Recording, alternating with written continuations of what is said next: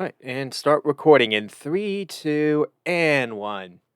All right, and welcome back to the Reserve Squad Midweek Show, soccer podcast covering all things happening in the EPL from a bench perspective. And so, leading off, we're going to get right into it. So we had the North London derby, and it was not really what we were expecting. A gutsy win for Arsenal, and given what they had missing, you can praise that. I think it was more a bit of a worry, a bit for Spurs, and I'll get into that a little bit more. Uh, City going down in the first opening minutes to Brentford, but they came on to win 2-1 thanks to two goals from Erling Haaland. Bit of a, it was not really pep ball there. City were actually able to go a little bit direct, and City were actually quite good in the second half of that game. But a couple things happened that maybe changed things a little bit. And I'll get into that a little bit. Brentford losing Liza, I think, really did change how they were so good in the first half, and everything did kind of change a little bit. But really promising stuff for Brentford. Though that said, in the second half, Flecken did have to make eight or so like really big saves.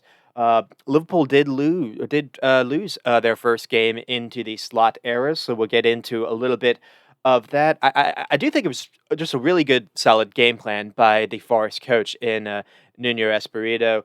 Uh, it was he went into it with basically five midfielders in the beginning to just kind of make things super compact. You had Gibbs White and basically Chris Wood. The idea was just go long to Chris Wood, see if he can maybe knock down a header or two, maybe get Gibbs White on a transition. That wasn't really working in the first half. They had absolutely zero efforts on goal in the first half, and around like the 60th minute or so, he brought on Callum Hudson-Odoi on one wing and basically Anthony Langa on the other wing, and it was basically a 50-50 game at that point. And lo and behold, that is what ends up winning it for them. Liverpool, though, were it was a little bit nervy because it's one thing to lose at home.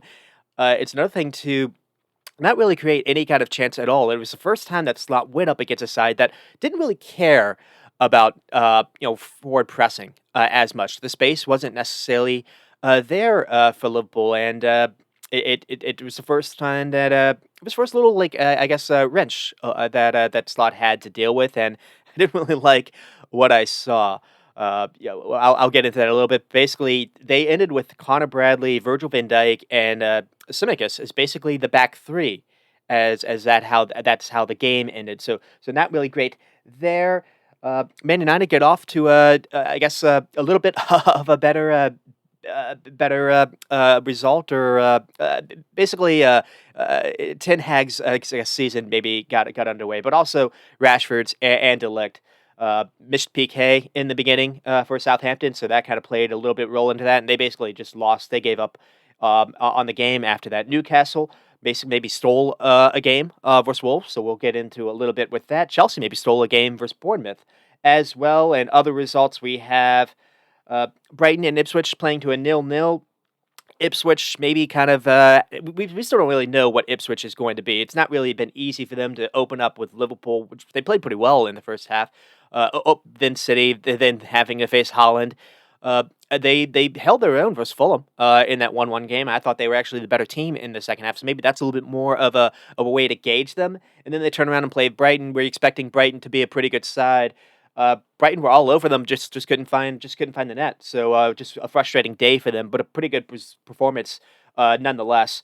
West Ham and Fulham into a 1-1 draw, thanks to a very very late goal. I think the 95th minute for Danny Ings. And then the other result was Leicester and Palace drawing 2-2. Leicester, maybe the closest we've seen as far as a promoted side, finally getting a win. They had a 2-goal lead in this one. And I thought they played Aston Villa quite well last week, or the week before, the last time they had a game before the international break. And but here you just kind of see a little bit where none of these teams or none of these promoted sides have at least been able to keep enough clean sheets. I guess Southampton had the one versus not even Southampton. So that's kind of where we are with the promoted side. Still trying to find their feet a little bit. They're competitive, but until anyone is able to, a couple of have gotten some points, a couple of draws here and there, but no one's been able to get a win yet. And so the end of the table is kind of and Aston Villa were able to get past Everton, with Everton also having a 2-goal lead, and basically they turn around and do the exact same thing they did the week before, or with Bournemouth. So not a great time for Sean Dyche, and a theme that I've been speaking about with Everton every single game week has been not having Braithwaite, but in this case, it was really the fullback depth. And once they lost Mikalenko, everything changed. Sean Dyche had to play. It was either James Garner or Jack Harrison. It seemed like they were kind of switching off. Neither are really fullbacks, and basically they lost their cover man. Or the other end of it was Luka Digna was getting free because maybe they were covering the winger on Aston Villa, but they weren't really marking the overlapping fullback, or the offensive player on Everton wasn't doing his role. Anyways, Aston Villa had no issues finding open men, and it was just kind of easy crosses into the box. Watkins was able to get on two of them, so he got his season going finally. And then, lo and behold, John Duran came on, and he just basically did what he's been doing this season, scoring off the bench and scoring for fun with another wonder strike. And so that is kind of where we were set up. And I will get started with the North London derby. And as we said, Arsenal do go on to win 1-0 thanks to a Gabriel header off a corner kick, free header. This is a little bit of what we saw in the last game in April, where Arsenal were able to win that game 3-0, 3-2, and it was 3-0 at the end of the first half because of this. Arsenal scored on two similar corner kicks like this. Uh, if you're Tottenham, this has to be really really alarming, and I'll get into why. I mean, Arsenal didn't have Declan Rice, didn't have Martin Odegaard, and I think I mentioned last week, or the last, yeah, I guess it was last week. Basically, Odegaard to me is kind of the heart of the entire team, and you take him out, Arsenal have a lot of attacking talent still, with Martinelli and Trossard and Saka, and you can throw Havertz in there, but you don't really have the person that really just kind of makes it all tick, essentially. And it was a very very gritty effort. But when you look at where I mean, Saka and Martinelli were almost fullbacks, defensive fullbacks in this case, and they were defending against against Tottenham's fullbacks in either Porro or Dogi, or if Son was going 1v1 with Ben White, Saka was helping out with that as well, and it was a defensive first setup by Arsenal when they were able to go long. They had Raya trying to find Kai Havertz. Really, in fact, the corner kick comes from Arsenal defending, and then they were able to go long a little bit, where they're able to. I think it's Havertz. He maybe wins a header, and then they're able to attack a little bit with Saka, and Saka's able to just get a corner kick out of nothing, and they score on that corner kick. But this is why I feel like it's a little bit concerning for Spurs, because they probably came into this as healthy as you could possibly get. Now they didn't have Richarlison. Richarlison maybe could have factored in, coming off the bench, but they got Mickey Van de Ven back, and Van de Ven was good. It wasn't looking like he was ailing. They had Solanke back. Maybe Solanke wasn't necessarily fully at his best. They weren't really able to play him the ball, though. And I think the big thing that Arsenal kind of focused on was they just figured maybe you can handle Solanke with Gabriel and Saliba. So defending the crosses, they didn't necessarily care when Spurs had the ball out wide, because they didn't really feel like any, like Son or Brennan Johnson, was really going to beat them. If as long as Arsenal were in possession, as long as you didn't allow Spurs space in behind the fullbacks, so you could keep a little bit in front of you.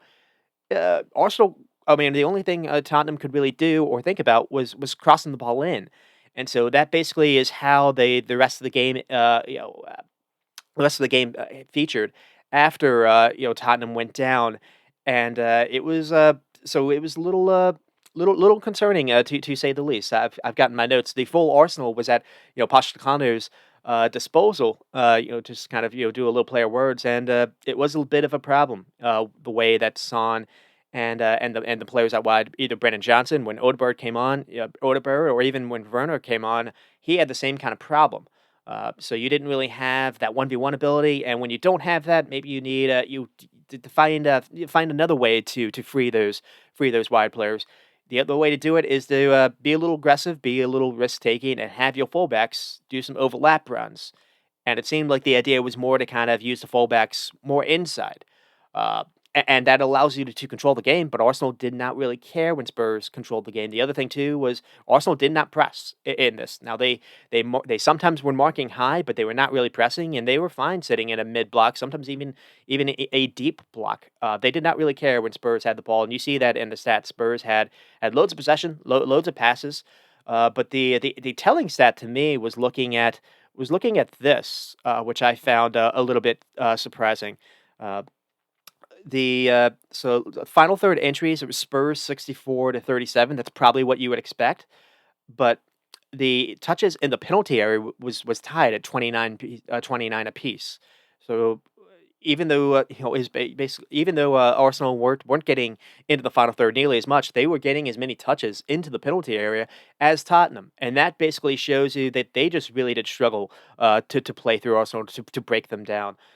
We can maybe get into a little bit why I've thrown out a few guesses with the wide players, but the lineup was a little bit surprising as well to me. Now, it's not the first time that we've seen this from Pochettino, but he's trying to find a way to fit in Kulishevsky and Madison together, either as double tens or maybe even Madison's playing a little bit further deep. And now, so we didn't have Basuma. Maybe he wasn't able to go, so we had Betancourt basically as the six, and you had Brendan Johnson and Son and Solanke, and we're just kind of seeing this. We're seeing the struggle a little bit out the gates. Now, this was the first time where they really have struggled to create because they created a boatload. They didn't necessarily score, but they created a boatload versus Leicester in the first game.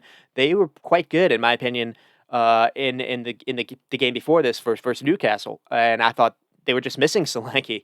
And the funny thing about that here is they had Solanke and they couldn't really find him. I don't really remember him really having a touch into the box outside of one effort, and it was when Spurs were actually able to press Ben White into a mistake, and it probably should have been this should have led to more danger than we got. Solanke got the ball, and he has either Brennan Johnson for a square pass, or he can take this first time, and he takes too many touches, and he's not even able to get a shot. I think either Gabriel or someone is able to catch him from behind and basically blocks the shot.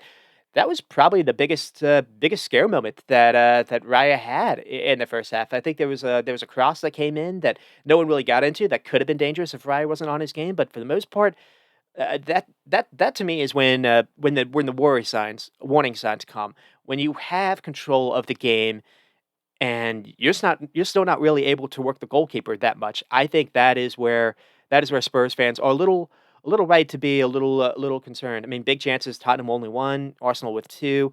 Like I said, they outpassed Arsenal. Arsenal with only 213. That's a very low percentage for Arsenal and not very high accuracy.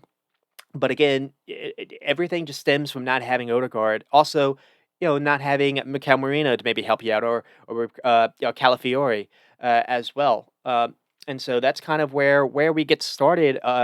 So the I guess the takes a little bit here is let's see, what else did I have? I mean, it was the game. Maybe probably is what we could have expected. I was hyping it up as maybe it was a classic because it was a classic at least last season, but not having Odegaard basically had Arteta just go in a little bit in defense mode, and we did see Raheem Sterling come on a little bit towards the end, so that was good to see his minutes at least come on. We actually saw the 17-year-old Naori get some minutes as well. So Arteta did experiment towards the end a little bit, but it was the other thing to talk about was just as far as attacking individual talent. It was quite daft. We didn't. Yeah, I don't really remember Saka successfully being able to do a dribble or Martinelli either. Martinelli did get free a couple of times, and there was one chance I think in the first half where it was probably Arsenal's best moment where I think it was Trossard. Trossard did brilliant to play an early through ball in. It was one of the few times when Pedro Porro was completely taken out. Romero was completely taken out as well, and Martinelli, instead of either getting it closer to the goalkeeper before making his decision, or even carrying it and just doing a square ball open to Saka, who would have been wide open for a tap in. Martinelli decided to take his shot really early, and it was so early, Vicario didn't really have to move. So I think that was that was the one just kind of that was the one chance when they're finally able to open them up a little bit. I think the other controversial topic was I think it was Timber. Timber maybe went a little high on Betancourt. It might have been Pedro Porro. Uh, there was talks that maybe that could have been a sending off. I think that would have been really really harsh. Though, as a Liverpool fan, that basically is what happened to Curtis Jones versus Tottenham last season. Funny enough, it doesn't matter if you're intending to do it. Basically, he gets the ball and then his studs end up the follow through case basically falls on the ankle. But we'll get started a little bit with Arsenal. So Spurs were mediocre, but Arsenal really did make them that way. Timber and Ben White did a very good job of really not allowing. I don't really think either got beat once. So once that happened, it just kind of when your wide players just cannot win in individual battles or just in general when you have these like big games and you have basically everything's just kind of logged in or boxed in. The way the game is set, and you don't have either team struggled with this. You don't have someone that can actually beat their man, and you're not forcing defenses to shift over and things like that. You can get a very very stalemate kind of game, and that is basically what we got. Neither team were good at creating chances. Spurs were very good versus Newcastle, but that was versus Dan Burn and friends. This is not them. So Arsenal went with basically a mid, kind of 4-4-2 kind of block. Saka and Martinelli doubled up on the wings. You had Havertz and Trossard playing, very tight in together. And again, they did not care when Mickey Van de Ven or Romero had the ball. They were trying to block in those passes in the middle to either Madison or Kulishevsky. And that is kind of the other thing too. They're trying to Andrew's trying to find a way to play Madison and Kulishevsky together, and I kind of feel like they almost cancel each other out a little bit in a way. It just it hasn't necessarily clicked so far, but uh, it almost needs to be one or the other. And if that is the case, I don't really know how you fit in Madison because Kulishevsky to me is the better playmaker. Essentially, and I just feel like too often Kulishevsky was getting the ball. Madison was just kind of right near him, and when you're right near him, that means a defender is right near you. It was hard necessarily to play people in. And the objective, so the is that is kind of where we are. Basically, it seemed like the objective for Arsenal was just don't let Madison or Kulishevsky get in behind Thomas Partey or Jorginho. And when you look at how Arsenal has been setting up without Declan Rice, that is the weakness in my opinion because you have Solanke trying to occupy Saliba and Gabriel. Maybe you can get a little bit behind Thomas Partey or Jorginho. Basically, Jorginho would be the player I would try to attack, but they weren't able to get anything out wide, get really anything in the middle. You only had hopeful crosses into the box from in the air, and Saliba and Gabriel are two of the best at winning those crosses in the air. Like again, David Raya really didn't have to do much in that second half, so really not a whole lot to say. Arsenal do get a good result, lipping into this. As I mentioned, that the maybe the thing that really does kind of make things interesting is the Raheem Sterling minutes, the Raheem Sterling move to Arsenal. The one of the commentators for doing the NBC game was talking about how he's heard nothing but glowing praise about how Sterling has looked in training. And Sterling is the player that absolutely took it to Pep's Man City side last season. I've been trying to think about or trying to do a little bit of a theme every time Man City and Arsenal have played for the last couple of seasons because Arsenal have basically taken Man City players. Did it with Zinchenko, did it with Gabriel Jesus, and now they've done it with Raheem Sterling. Now, Jesus and Zinchenko have not really come back to haunt Pep a little bit since he's moved on. Raheem Sterling has, but the issue is where do you play him? Do you find a way to start him? Do you use him off the bench? Do you use him maybe in Saka's stead? Saka was kind of limping a little bit towards the end of this game, and they have a Champions League game with short rest. They're going to play at Atalanta, which is not the easiest team to play in Europe. As Atalanta took it to Klopp's Liverpool last season, took it to Xavi Alonso's Bayer Leverkusen side. I'm expecting that to be quite a difficult game for Arsenal, where they're going to have to work their socks off a little bit. One of the better pressing sides in Europe. They've got one of the more kind of fun attacking players in Adorama Lookman. So I'm really looking forward just to that game as a neutral. But it's not really fair for Arsenal as far as the way the scheduling goes, because you play that team, then you have Man City on the weekend with a with a day's fewer of rest. So how is this lineup going to matchup going to be? A couple notes I have is Arsenal are going to get Declan Rice back, so that will help a little bit. I mean, maybe even significantly. Maybe you don't have to play, both Thomas Partey and Jorginho. Maybe you find a way to do Declan Rice and Partey together, or Declan Rice and Jorginho. I still don't really know what they're going to do with Martin Odegaard. Now, it did feel the idea was really Kai Havertz, and you played Trossard a little bit further forward. So, can you do that here? Can you still do Kai Havertz as basically the number 10, the Odegaard player? You're playing him a little bit more in midfield, and maybe you try someone else a little bit further forward. It looks like the idea might just be Trossard, and then you have a mix of Saka or Martinelli, and if it's not going to be Martinelli, maybe that could be a way you find a way to, or you could do Trossard. Maybe you do actually do Gabriel Jesus. We haven't really seen Gabriel Jesus get going so far this season, but that is kind of where I'm looking at, and also so where does Sterling maybe fit into that a little bit? Uh, Last season when City and Arsenal played, one thing that really showed up was Arteta was very brave in allowing Gabriel Saliba to basically go 1v1 with Holland, or sometimes it would be Gabriel. Do they do that again? Basically, because they've been able to handle Holland in both of their meetings. But in that case, how does Ben White necessarily do if Pep does play Jeremy Doku instead of Jack Grealish? Because that was another thing. That was another theme that happened in this matchup last season. Pep did not. Pep in both games decided to not play with wingers. It was either Bernardo Silva, or it was Foden, or it was Jack Grealish. It was not, for some reason, he didn't start Jeremy Doku in either matchup. And when Doku came on in both times, that's when things changed a little bit. And now Pep has Jeremy Doku and Savinho. Does he decide to actually be brave? Now, when you have 1v1 wingers, yes, you could potentially lose the ball. And if you potentially lose the ball, you can be counted on. Um, but Pep's also been counted on when he's tried to play with basically possession minded people on the wings, because when you have someone like a Grealish or even Bernardo Silva, they get the ball on the wing, and then they try to turn in, and the space is just not there in the middle. And when you can't necessarily find in Holland, eventually a pass is going to have to go into the box, and eventually it's possibly going to be blocked off and defended. And if it is, you can still do a counter. So I don't really understand why Pep doesn't trust his wide players to create a little bit more. We saw that a little bit yesterday with Inter and Man City. Inter went on to get a pretty nice draw, 0-0.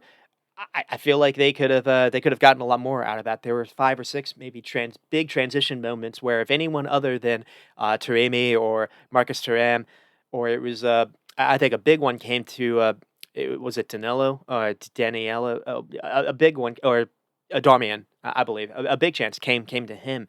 Man City were on the ropes for a good part of that game, and the two things that changed that game were Kevin De Bruyne having to come off, and then Phil Foden came on, and the other one was finally Pep brought on Jeremy Doku, and finally you had a 1v1 winger that was able to get by his man. He created basically 2 or 3 chances towards the end. The other thing that was noticeable was without Kevin De Bruyne, it felt like more of the emphasis was to get Phil Foden the ball, and I don't necessarily know if that necessarily is. Phil Foden did get a couple of chances that he probably should have done a little bit better on, but it's his first real significant minutes of the season, so he looked a little bit rusty. But they were not able to get Holland the ball at all. Now Inter have two very good center backs, even three. The one I didn't know his name until yesterday, but Acerbi and specifically Bastoni were very good at just sticking on Holland, and City were not really able to create much for him. But as the second half went on yesterday in the Inter Milan game, one player that was able to kind of find himself open a little bit was Ilkay Gundogan, and I am interested to see getting back to Arsenal and City. One of the themes I had, talking about that game last season, or both games last season, was the miss of Gundogan really was showing up. And I am curious if Pep specifically brought him in back for games like this. And when you have a lot of the defense focusing on Holland, maybe the defense is going to focus on Phil Foden. One of the players that can kind of get into the box free is very clever with his movement. When he gets the ball, he usually finds a way to be really shifty when you wouldn't really expect it, even at his age. Uh, Either with a touch or a quick pass, or even just making a run into the box where he can get ahead on the ball. Like we almost, he almost won the game versus Enter at the very end. I am curious if basically he becomes kind of the X factor, I guess, for City. But a lot of things will depend on how this on who is available. Savino had to go off versus Brentford and was subbed off yesterday at halftime. Kevin De Bruyne had to be subbed off yesterday versus Inter Milan. And I think another thing that's been noticeable over the last couple of these seasons is as Kevin De Bruyne's body has basically broken down, it has changed a little bit how Pep's, City team have been able to operate in these kind of bigger contests versus teams that can handle with teams with center backs that can handle with Holland. You don't have that kind of difference maker that can help you. So the emphasis on Gundogan becomes important. I guess the emphasis on Phil Foden becomes a little bit more important if Kevin De Bruyne isn't going to be able to go. We'll have to follow that up on. But that is kind of where we are for Arsenal and City, the kind of preview. Uh, one thing I'll say is if you'll be able to tell from the lineup, really immediately. If Pep goes with Grealish and Bernardo Silva on the wings, I'll expect to be very cagey. I will not expect to. Man City will probably have the majority of the ball. I'll expect it to be kind of stalemate. Going into the second half. Really, I think a lot of it stems from that. And Pep has also decided not to help out someone like a Jack Grealish with an overlapping fullback. He doesn't like Gvardiol to make his runs. Versus Brentford, Gvardiol was offering with versus Inter, he wasn't. So it just kind of it kind of a lot of it stems from that. Pep is so worried about being transitioned on, and Arsenal certainly have the weapons to make those transition moments happen. And now that I'm thinking about it, because of that transition threat, I do think Martinelli needs to play on that left. Maybe not even Trossard.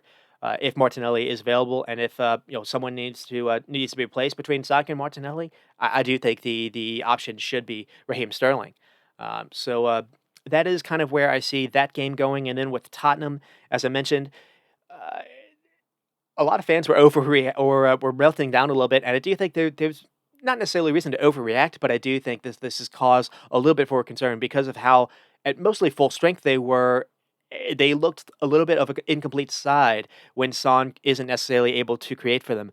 Brendan Johnson was especially a little bit struggling because when he doesn't really have the pace to get in behind a back line, he's always going to have some clever runs. He's very good work rate. I feel like when he does get loose, he has a great cross on him. We saw that last season, especially a couple crosses into Richarlison when he was playing. But he's not really the best in tight spaces, and that really was showing up. And he actually got a little bit sick, unfortunately, from the fans. I think he deleted his social media, but good for him. He was able to bounce back. I think he actually got the game winner in their League Cup game yesterday when Spurs also struggled a little bit. So, how can you kind of fix this a little bit? I was wondering how do you fit maybe Odegaard into the side a little bit more. But apparently he maybe got hurt yesterday, and that's the reason why Brendan Johnson was able to come on and win the game versus I think Coventry City. They need to find a way to get Solanke more involved. Because the only times that Solanke was getting on the ball was basically when he was running out wide. I don't really think that that's necessarily the best way to find him. When you're able to take Son a little bit out of the equation, they do struggle. The other thing too is can you find a way to maybe use the fullbacks a little bit better? Now, Orange Ball is basically playing Pedro Porro and Udogi as midfielders, and what he does is he basically overloads the midfield where teams are trying to press. Usually, Spurs have majority. They basically outnumber you in midfield, and they can usually kind of attack that way. When a team doesn't really care when you do that, and you have to break through, play through their lines a little further upfield. That is when things can change. So, can you find a way to play them further out wide? Can you ask them to do maybe some overlap instead? The interesting thing I had even in the notes before yesterday was, can you find a way to fit Jed Spence into this a little bit more? And we actually saw Jed Spence play at left back for Udogie yesterday. I was thinking more playing him on the right, not necessarily the left, to just kind of him and Brennan Johnson together, as we saw with Nottingham Forest. But he played on the left, and he scored a goal for them yesterday. So maybe that can be the idea. Try to find a way to fit Jed Spence in a little bit more. Uh, can you it's one thing to again out clever teams, overloading the midfield, but again, when a team doesn't really care when you have the ball, everything does change a little bit. So, the concerns really stem from how when Plan A with Son doesn't work, what can be Plan B, and Plan B needs to probably be finding a way to get Solanke the ball, find a way to get him some touches, get him some find a way to create necessarily for him because all they could think about was I guess because he's tall. They got way too comfortable in crossing the ball in, and they're not the first team, to get into that kind of issue. Sometimes the appeal is really easy because there's not a whole lot of risk in trying to to send a hopeful ball in. If it comes off, great. If not, oh well. But that said, uh, I actually think now that I'm remembering how the goal came from, I think it was James Madison. James Madison had the ball and he tried to just do a hopeful cross into only Solanke as well. It's not like you had a whole lot of people into the box. It's maybe kind of find you can find a way to maybe have Kulishevsky as almost like a second striker, maybe in that kind of situation. But James Madison just tries a cross into Solanke where he's marked by 4 or 5 Arsenal players tightly in the box. Gabriel or someone wins the first header, and then basically, Havertz or someone's able to, win the next ball, and then a ball over the top, and basically Arsenal are able to counter. They score. They get a cheap corner kick, and they score off that. So, uh, not necessarily the end of the world, but it was a little bit concerning because of how basically incomplete a little bit they are. I saw a very good post online that talked about how uh, Spurs transition plan or uh, uh, off-season strategy as far as who to target their kind of director's side this past off-season. Where do they look to address squad issues? They brought in a very raw 18-year-old in Archie Gray. Now he is expected to be very very good, but he is extremely raw. They brought in Bergvall, a midfielder. Maybe they felt they needed some midfield depth. And then they targeted Odebear, Wilson Odebear of Burnley. They finally, they needed a 1v1 winger, but the thing to talk about is, a couple other teams over the last couple of years, even before that, they targeted, or the season before that, they went and got Brendan Johnson off Nottingham Forest. And Nottingham Forest is a very interesting one to look at. And what did they do in the offseason or in the winter last season? They went and got Timo Werner on loan, and then they made that loan official. But Nottingham Forest is a really good example because what did they end up doing basically last season and the season or the winter of last season? They first went and got Anthony Elanga, and then somehow they basically were able to get Callum Hudson-Odoi. Now he is on high wages, but they got Callum Hudson-Odoi for basically $5 million, I believe. And looking back, that's been the better buy. West Ham were able to get Mo Kudus when Spurs got Brennan Johnson, and so the targeting when you need someone that can do stuff 1v1 hasn't necessarily been ideal. And there were some players out there. Brighton just got Menta. From Newcastle this past offseason. That would be another one they could have looked at. And it does feel like they maybe dropped the ball a little bit. Still a lot of time. I've still got a lot of promise for the Spurs side, but just that did kind of make me pause a little bit just because of how they just weren't able to create much. Now that said, Arsenal are historically very good defensively, and if not for just a set piece, it's a 0-0 kind of game. I think everyone just kind of moves on. That maybe is the last thing to touch on. Vicario is a very good keeper, as he showed last season. Very good with his feet. Very good shot stopper as well. He needs to get better at attacking crosses on corner kicks. This was an issue that was exploited in the second half of the season last year, and lo and behold, it was exploited again. Now, again, Arsenal are also historically good at scoring off corner kicks, so it's not just it's unfortunate for Spurs that just everyone has to just kind of pick on them a little bit because of that. And I'm sure a month from now, no one will really care about necessarily this game in particular. Well, people that live in North London, I guess, will. But I don't think it's necessarily going to be the end of their season. But they're a little bit causes for concern nonetheless. And so that is where we are with that game, and then I'll move on to Man City and Brentford. And as I mentioned, Wise gets the first goal in the first minute, but Man City do go on to win thanks to Erling Haaland getting two. Quickly after that, I think it was 2-1, even going into halftime, and then. After Brentford were down, that changed a little bit how they were trying to play a little bit. They were not able to get control of the ball in the second half, and they were forced them to press a little bit higher up, which they didn't necessarily want to. But the other thing that happened was they lost Wisa. Wisa gets the first goal, but it wasn't just that. The what Brentford were doing was very, very clever. They were using Riza to basically drop and look for the ball. And while you were doing that, you always had Embremo staying high and wide as an outlet. And Embremo versus Rico Lewis, which Man City were trying on the left. And Embremo was winning that battle, and Brentford were doing very well to use Wiza as almost kind of either a decoy or use someone to just kind of wall pass off to get behind either Kevin De Bruyne or Ilkay Gundogan or Kovacic in that first half, and it was a clever, very clever design. They were also using a back three with Collins, Pinnock, and Ayer. Well, Ayer was, I guess, like the wing back, but they were using where it was Vandenberg, the youngster from Liverpool, and they were using the back three, and they were doing a very good job to actually play through Man City pressing them. They weren't just going long to lose it, and they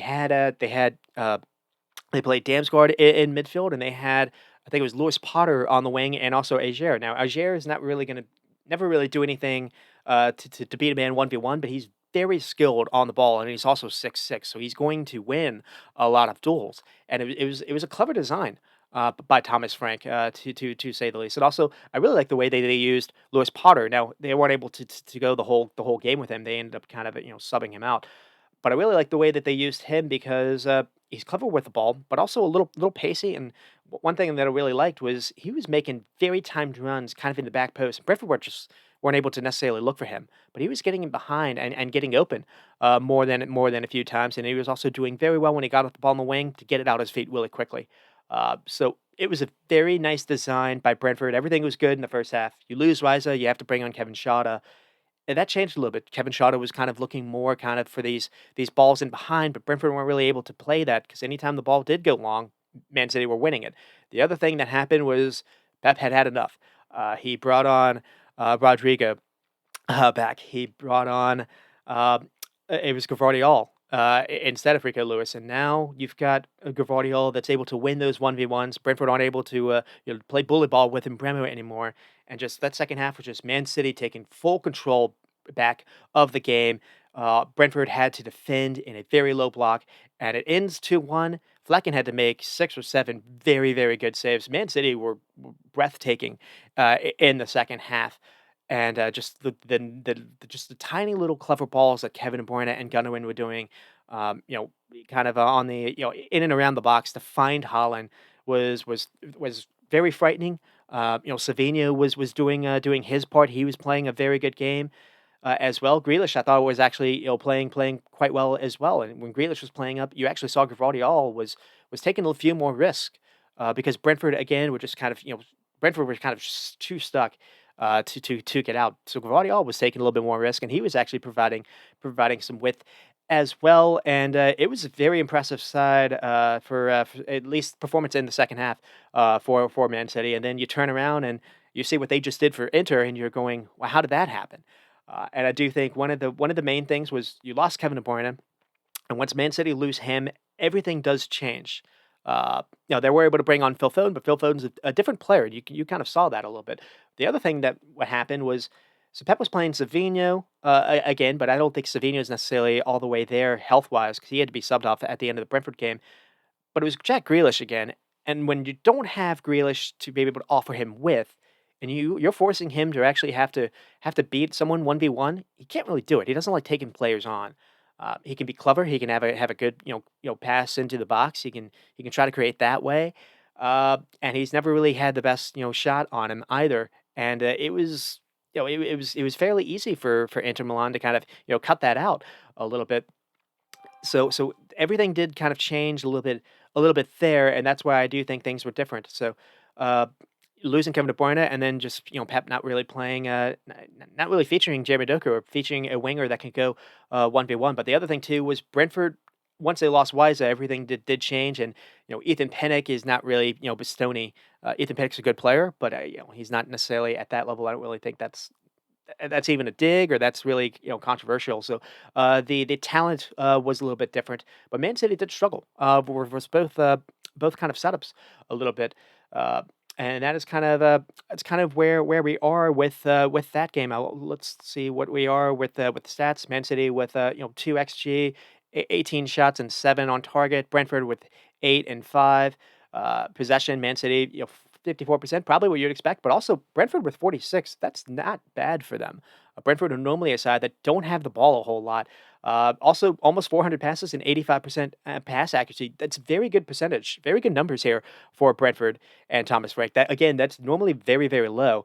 But here is the change. The touches in the penalty area, Man City had like 50. Versus Brentford 20, and then you 50 in the penalty area. That's you think back to what Spurs weren't able to do versus Arsenal. So Holland, yes, but also Kevin De Bruyne and Savinho and Gundogan, also Rodri coming in, that completely changed things as well. Rodri's so good at getting the ball out of his feet and quickly getting it to move. Also, Rodri's not going to lose those 1v1s. Rodri is going to always you usually keep the ball. I thought Kovacic and the Man City midfield in the first half was really poor with Kovacic. Basically, Kevin De Bruyne was almost kind of a played either alongside him or maybe a little bit further ahead, and it was Gundogan, and it was once you forced Man City to have to actually win the ball back and press, they were struggling. And Brentford were brave in that first half to actually keep the ball and play around them. And just it was very easy to play around that Man City midfield. It was lacking a lot without Rodri. When Rodri came back, everything did change. And once Man City didn't have to really press Brentford at all, they were just able to just win the ball back by just kind of being who they are. Everything that allowed City to just really control the game basically in Brentford's half of the field, and Brentford were able to get out. Uh, the other thing that I haven't mentioned is another thing that happened in the first half was Brentford were doing very well to press Man City very high up as well, and so a couple things happened with that. When you're pressing very very high up, obviously everyone knows that forces you to play a very high back line. But the other thing they were doing is they were almost man marking City, and so that means you're also eventually someone's going to be 1v1 with Holland very high up, and that's basically what ends up doing them for the second goal. Man City got to a point where they got really frustrated trying to play through Brentford, and they just started passing the ball back to Ederson. Ederson had a number of touches in that first half, and it wasn't always coming off, but you saw him trying to actually go long a couple of times. A couple of times, actually, he Ederson was able to pick out Holland, basically kicking it low on the ground and feed him in. And Man City almost were able to break out that way, but it's one thing to be very high and aggressive, but it's so much harder to press that high up and have that extra man when you've got a keeper as comfortable on the ball as Ederson, and that really is kind of the X factor a little bit. So eventually Brentford got tired and they started to lay off, and as you lay off Ederson and you don't have any ball pressure on him at all, and you're still playing basically by the halfway line, Ederson has that ability to flip, take out that pitching wedge and to float that ball over the top. And just unfortunately for Pinnock, he wasn't able to stop Holland. Holland starts onside and he's able to run behind him, and then Holland does really well to shield him. And then 1v1 with the ball, it's unfortunate for I guess the entire league that when he's able to get those 1v1s, he's got the best head on his shoulders. He's a really calm finisher. He doesn't just have the thunder shot. He doesn't just have the blazing speed and the athleticism. He obviously has those too, but he also has an ability to finish any way he wants, and he's developed a way to score with his head as well. I haven't touched about the first goal. The first goal comes as well. It's similar to what we saw a little bit versus West Ham. I don't even know if Kevin De Bruyne means it. I think he even gets the ball kicked off him, but Holland just does a little slide to get around Ethan Pennick, and I think it's either Vandenberg or Collins. Just a little slide, not really expecting the ball to come. The ball bounces his way, and he just takes one touch and he just fires it without even thinking. And the quick strike, he just finds the corner. Um, it's just nothing that Brentford could have really done there, and they played really well. And you looked down, and they were still down 2-1 at halftime. So a lot of positives, I think for Brentford And so moving, but sticking on with Man City, uh, Holland basically it wasn't even known that he was going to play. He had there was a death of a family friend in the weekend. What more can you say other than it feels like he could average a hat trick a game when Man City tried to play him in? Now that's not what we saw versus Inter Milan. The space to run behind wasn't really there, and Man City were not able to find him, or were too scared to try to find him, or just they had Bastoni and Acerbi were just very good at just marking him out of the game.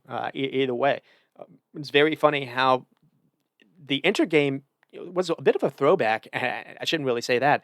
Just a reminder of how a lot of Man City were last season. They haven't been this way to start the season. Now is that just the way EPL teams have been different, so far, or not? It's funny. I probably would have had a little bit more of a different take after the Brentford game before the Enter game than I have now.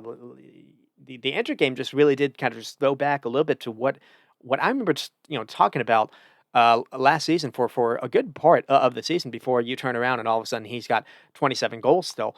Uh, but I mean the tactic notes I had to discuss was City are different when they have width, and they didn't really have not just width, just players that can beat their fullback or someone that can do stuff 1v1 with Savinho and Doku. And again with Inter, you didn't really have that. The Kovacic and Gundogan midfield was interesting. And it works when you have control of the game. When you don't, and you actually have to be a team that try to press and get a team to turn over. It was really bad. So Rodri came on, that completely changed things. Guardiola again as well changed things that he was able to handle, and Bremer wasn't really able to factor in much in that second half either. The negatives that I had were with Savinho out. What is the idea? I don't really like Phil Foden on the wing, so the Kevin De Bruyne injury probably allows Phil Foden to play in the position he likes playing in.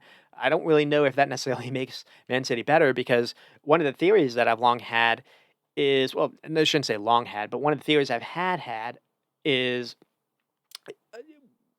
are Man City better when Phil Foden plays or not? And the reason why I say that, maybe I should rephrase that. When Phil Foden plays, I almost feel like Erling Haaland becomes a decoy in the team.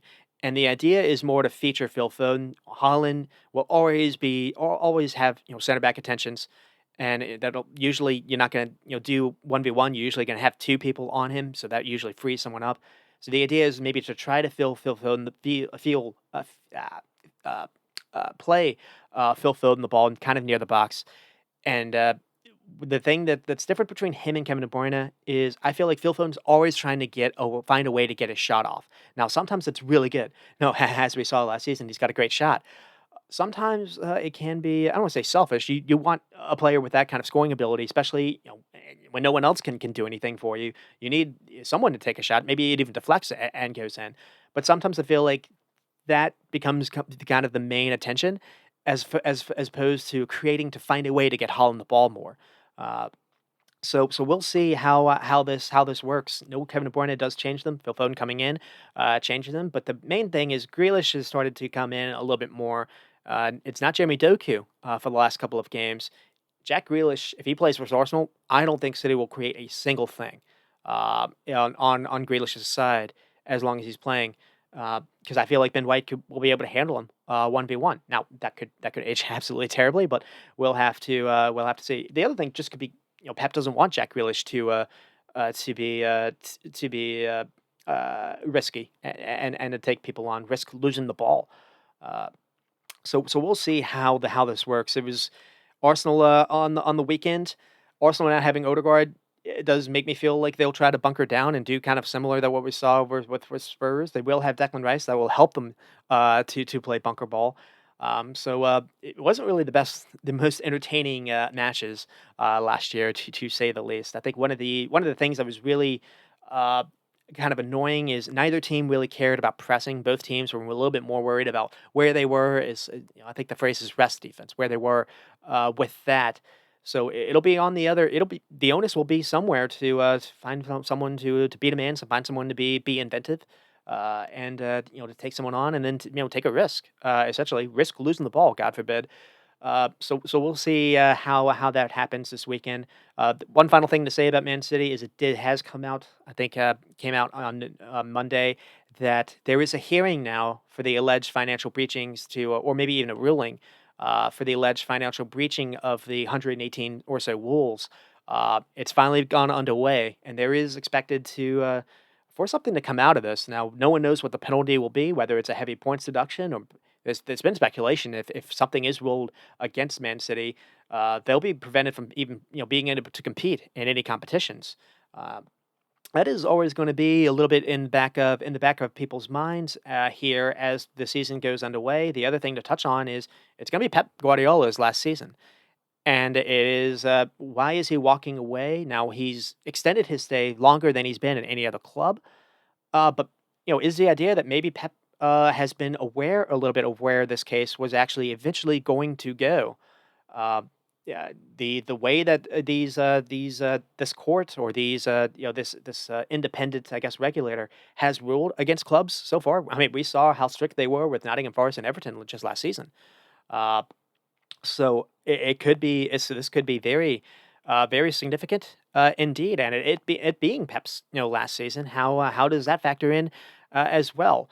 Now, I still probably I still think I favor City, even maybe with a points deduction. I don't really know how high of a points deduction because it just feels like if Pep just decides to just go gung ho, no team's going to be able to stop Holland. We'll see. But sometimes they don't. Sometimes City don't like playing him in. Again, Pep likes just Holland being taking on center backs and basically freeing up spaces for others. But I don't really think that makes City easier to beat. I think just you feed Holland the ball as much as possible because it just doesn't feel like he can really be stopped.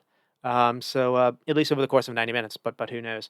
And then to kind of end with Brentford, like I said, lots of hand claps because not a lot of teams play this brave and play this way at the Etihad, and it's fortunately for them that they don't get their rewards for doing that. But a lot of positives here. Another thing too, I really liked what I saw from Damsgaard. Damsgaard was finally given a little bit more of a role in this team with Jensen out, and he's brave on the ball. I liked the idea. I liked when he was getting the ball. He was making good runs with it. He was making good decisions, and he was looking to try to play people in behind, and he had some pretty good weight on his passes. So there was a lot to like with this Brentford team. I liked the way that they were pressing high. I liked the idea of actually I like the idea of the back three. I really liked what I saw with Nico Collins or with Collins and Pennick and this Vandenberg player. Because another thing with Brentford is their weakness really is not having fullbacks, at least healthy fullbacks. They have Rico Henry that maybe is about to possibly return in November or October. That'll maybe help out a little bit. Then they have, I think it's Aaron Hickey, who's maybe out, but they don't have players that can play fullback that are good on the ball. Not just handle being pressed, but actually just be a threat kind of forward, or just be and generally be. When someone just gets near you, can you make a good decision? And you don't, just boot it away or turn it over. Ayer is good at that. He's not really going to, threaten anyone. But I really like the idea of how they use Lewis Potter as a fullback. Now I don't know if he can handle the job defensively versus better teams because as a wing back you have to do some kind of defensive duty. But I liked this shape a lot, and I was a bit surprised we didn't see this versus Liverpool because one thing that Thomas Frank has always done, or at least has done in the last couple of seasons, is he changed it up. He'll either go to a back three or back four based on who he's playing. The game was at Anfield, and he went with a back four, and it didn't really work. They were played completely off the park. Now, my friend that's a big Brentford fan told me that they didn't have the center back depth to do that. And once they brought in Vanderberg from Liverpool, now they have three center backs that can do that, or maybe they can use Ayer as a third center back and try someone else on the wing back. So just getting that signing done was really big for how Brentford want to play, especially in these bigger games. But even so, if you line up for Crystal Palace or you line up for some other team, I think this probably still gives you the best way to win.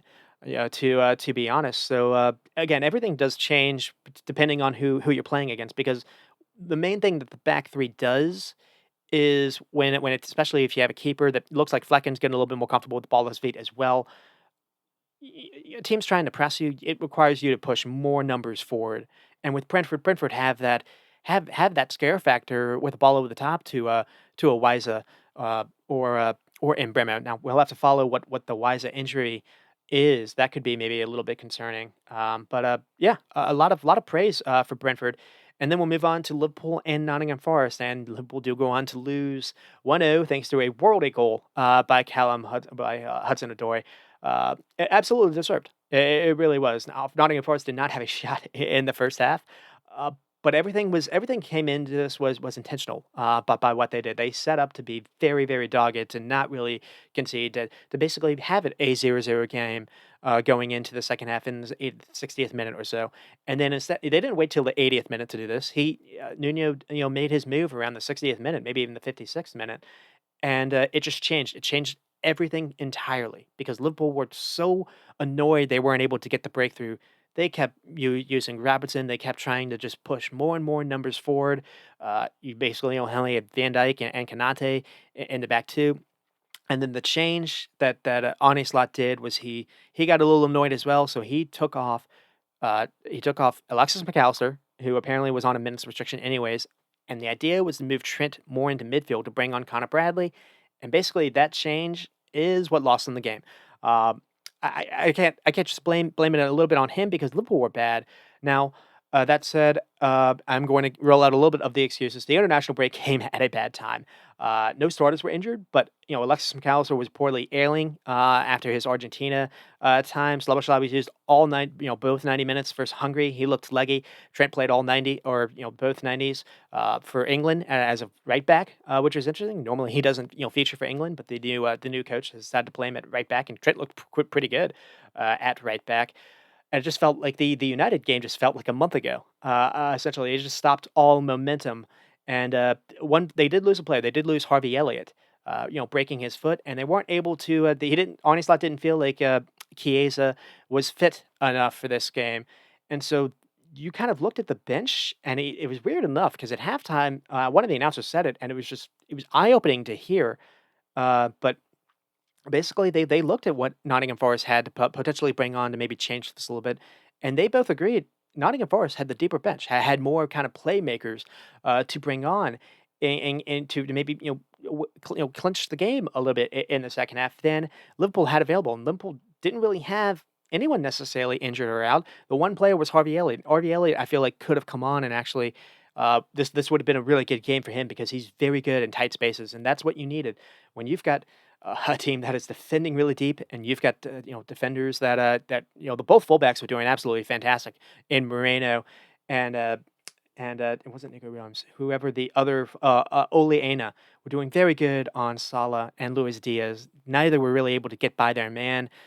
They weren't able to feature Jota. There were the couple moments in the first half for Liverpool. There was one where I think Jota had a free header after a really great little loop ball by Alexis McAllister, and Jota just flubbed it a little bit. There was a cross into the box that Alexis McAllister was also able to get on the end of, and had a great header, and it was just a great save by Matt Sells. But Liverpool were not able to. The scariest thing was Liverpool were not able to create a whole lot. It's one thing if you get blanked and you have 25 plus shots, and a keeper has to make 8 saves, and you just throw your head up and you say, "We did everything we are supposed to do, just wasn't our day." It wasn't really like that. Liverpool were really struggling to create. So it was frustrating. Yeah, the other thing too was that the moments when Nottingham Forest were trying to attack, and there was a loose ball, whether it was a turnover or something else, and Liverpool did have the moment to get forward. Salah and Diaz and Jota were making the wrong passes, making the wrong decisions, and it was just too many times it would be one would just passing into a player expecting to make a run or expected to stay, and the ball just wasn't finding anyone.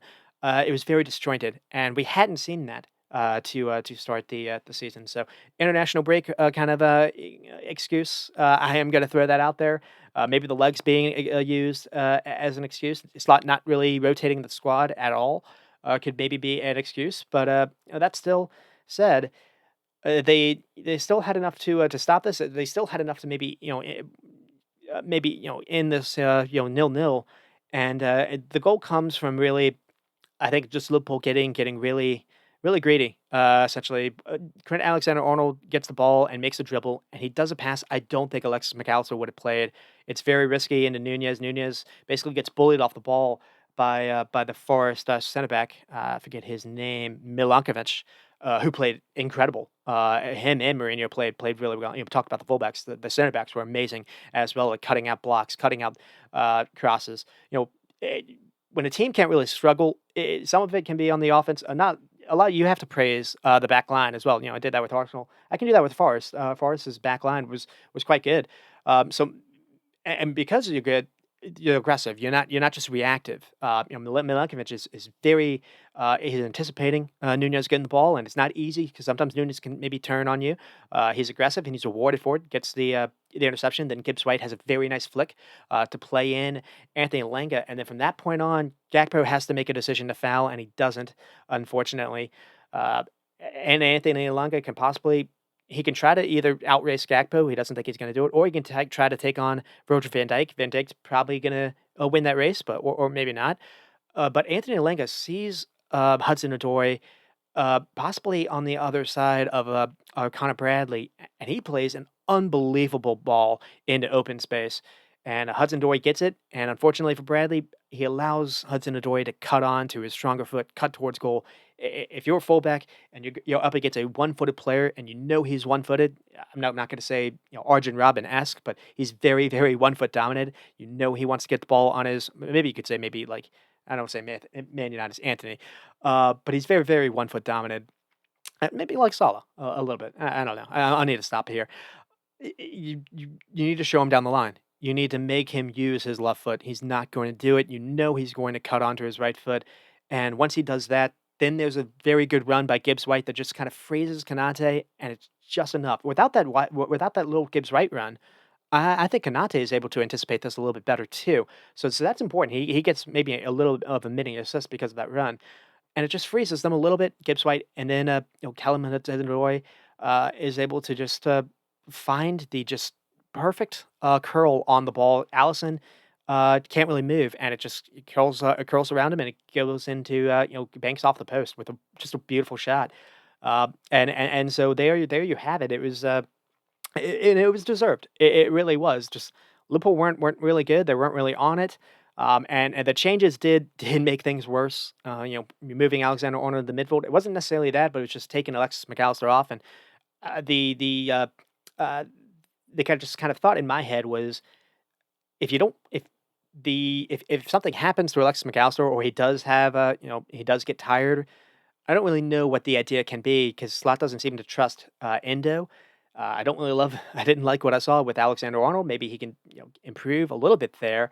Szoboszlai also had a bit of an off game as well, and he was kind of a little bit of a conversation because a couple of times he was getting into pretty good decisions, wasn't making the best move. But that said, he had the best shot or the best chance to score in the second half after he did a very good job to do a fake shot after he got a ball from Connor Bradley. Did well there, and then he got the shot off, and unfortunately, it just it blocked by Moreo being in the right place, right time. Really good play by Szoboszlai and Moreo or Moreo. So uh, I think just the limitations in the squad did show up here a little bit. Bradley not being able to handle Hudson-Odoi 1v1 was a little bit eye-opening as well. Because Conor Bradley has been very good handling a lot of fullbacks of late. First time Bradley's really gotten some minutes here, he looked a little off it. Hopefully that'll be better. But the way they changed or the way they finished the game was again it was Bradley, Virgil van Dijk, and a Tsimikas back three. Uh, I've gotten into a point where I'm almost I want to say biblical, but I'm almost like obsessed with the idea to when you've got these kind of low blocks. I think you need to have your fullbacks really high and more importantly, really wide. I think you need to find that way you have some width, but you need to find a way to get your attackers closer inside the box than necessarily out of it. In my opinion, and playing with the Simikas and Bradley as well. Both in the back three, a little further back. I think you're kind of limiting a little bit what both have to offer. But the other thing too was just the way that we were seeing, Salah was getting the ball on the touchline way too often for me, and again that's helping Nottingham Forest because uh, and they were doing it to kind of fit, Trent a little bit more inverted, as I say. So Trent was a little bit more centrally. Szoboszlai was a little bit more centrally, and Salah was basically playing in those people as opposed to them playing him in closer to the box. And I think as we get to as I transition a little bit to what happened in the Champions League with AC Milan the other day, is I thought that dynamic changed a little bit. Now, Salah was still out wide, but I thought he was much more narrow, and I thought his starting positions were more narrow, and I thought at least in that first half there was more of a emphasis on trying to get Szoboszlai to go out wide or Trent Alexander-Arnold to stay wide enough to keep Salah more centrally. Um, and I thought, Salah was doing very good. Anytime that there was a cross in from the other side of the field, Salah was almost always on the back post. I loved it. He could have gotten a couple goals that way. Unlucky he hit two posts. Much better from Liverpool, obviously. Uh, that's it. Getting two goals from set pieces always helps. But they were all over Milan, despite having a poor start. And a couple of the changes that happened yesterday. So no Luis Diaz. Luis Diaz did just struggle to beat his man versus Nottingham Forest. But even when he was beating his man, he was never threatening. He was never trying to take a shot on. He was never trying to create anything. He was just he was doing well to keep the ball essentially. Gakpo is an entirely different kind of winger. Gakpo, when he makes his man miss, he's looking to try to create something. He's looking to almost, if not score a goal, try to he tries to get a shot off essentially. And we saw that in the Euros for the Netherlands, and just a lot of Liverpool fans saw a Cody Gakpo this summer that they just hadn't seen yet for since he had joined Liverpool, and they saw that in the summertime. And versus AC Milan, they basically saw that same player. Now that said, I personally did see it last season for Liverpool, and it only happened one game.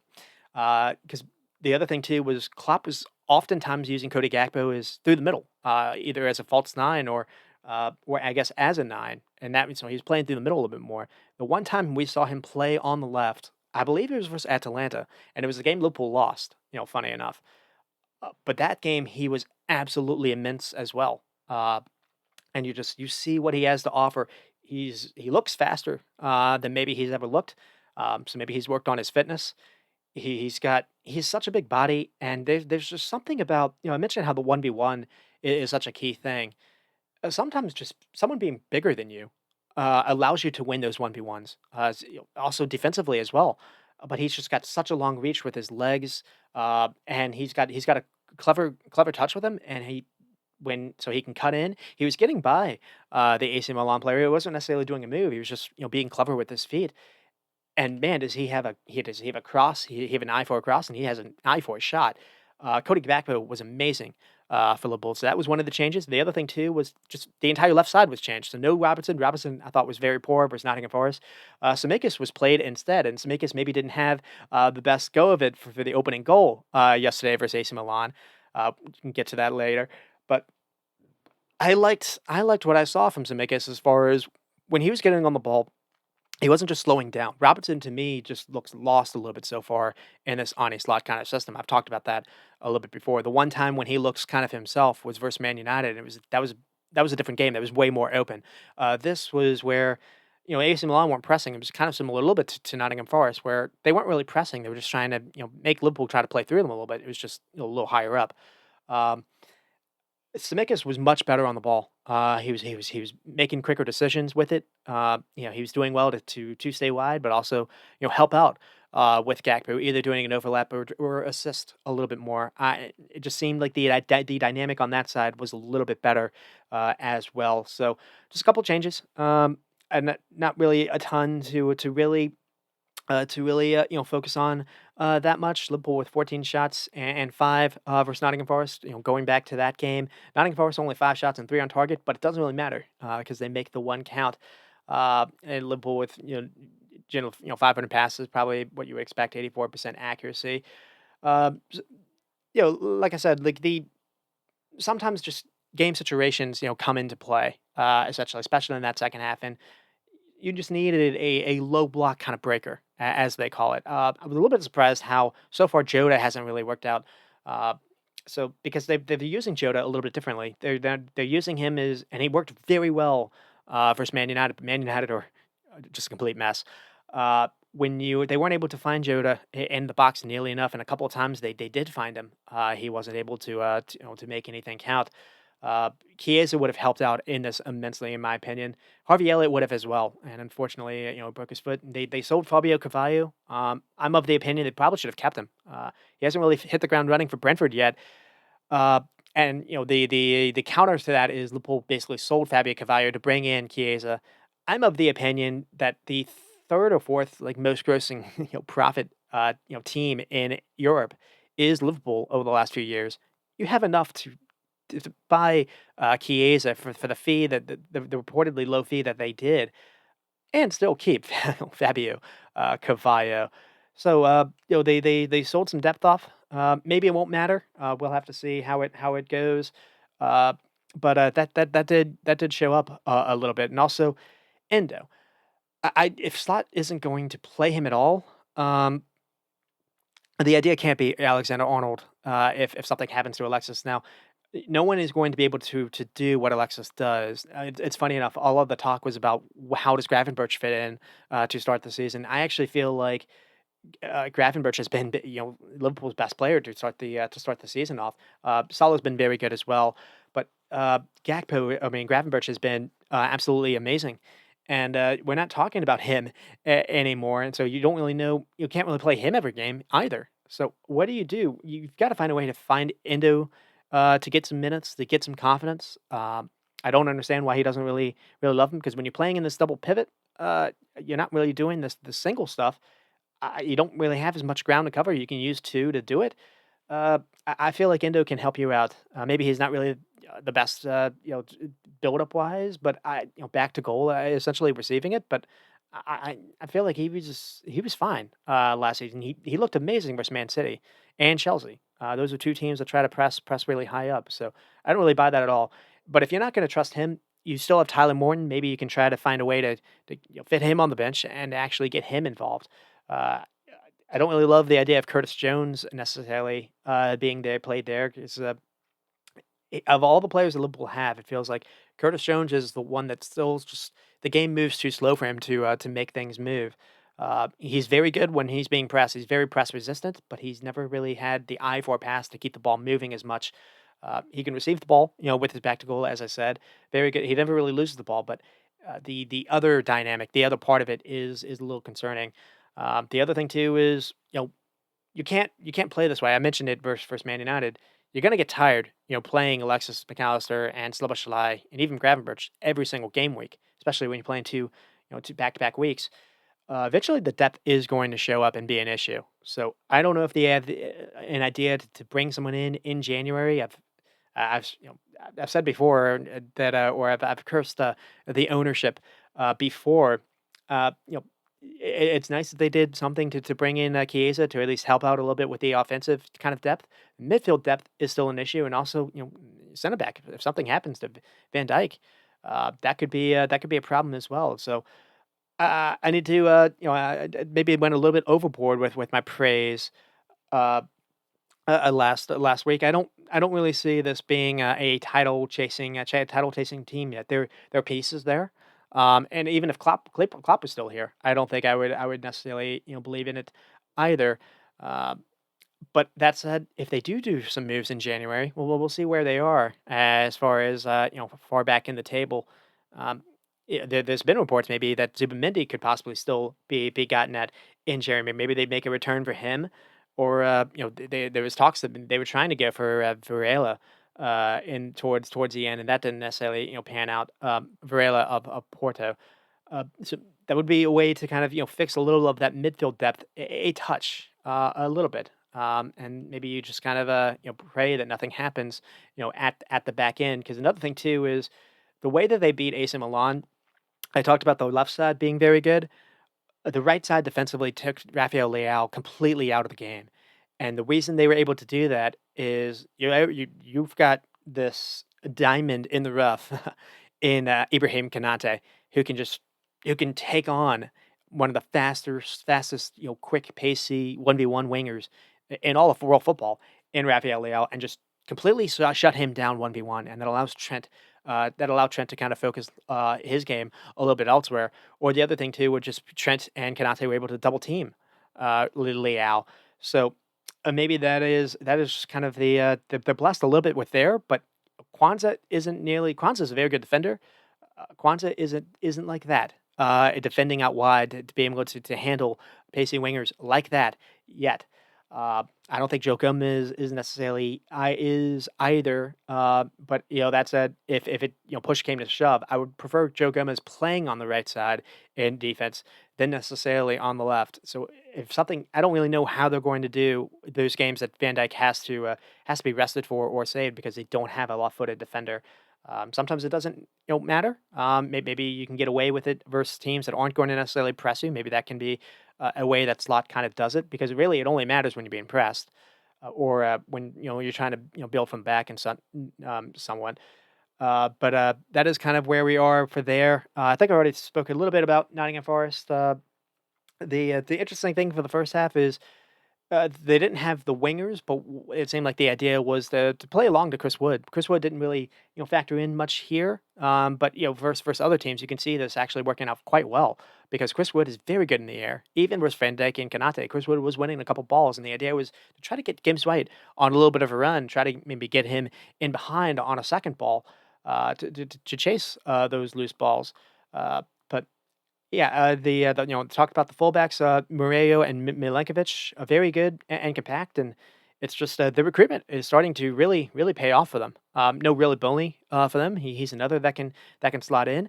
The fullbacks and Alex Moreno, who they decided to buy from Aston Villa or loan. He looks quite good. Oli Aina has been one of the better fullbacks for the last couple of the latter half of last season and this season to start as well. So you can defend out wide, you can defend through the middle. Moreo is kind of a funny player because I think he's only 6 foot for a center back, but he is very aggressive. He's kind of like a bigger version of Lissandro Martinez a little bit in a way. And you need that. You need that aggressiveness on when crosses are coming in or blocks. You don't just want an offense, an attacker to basically have control of basically what he wants to do. It's not always good to be reactive.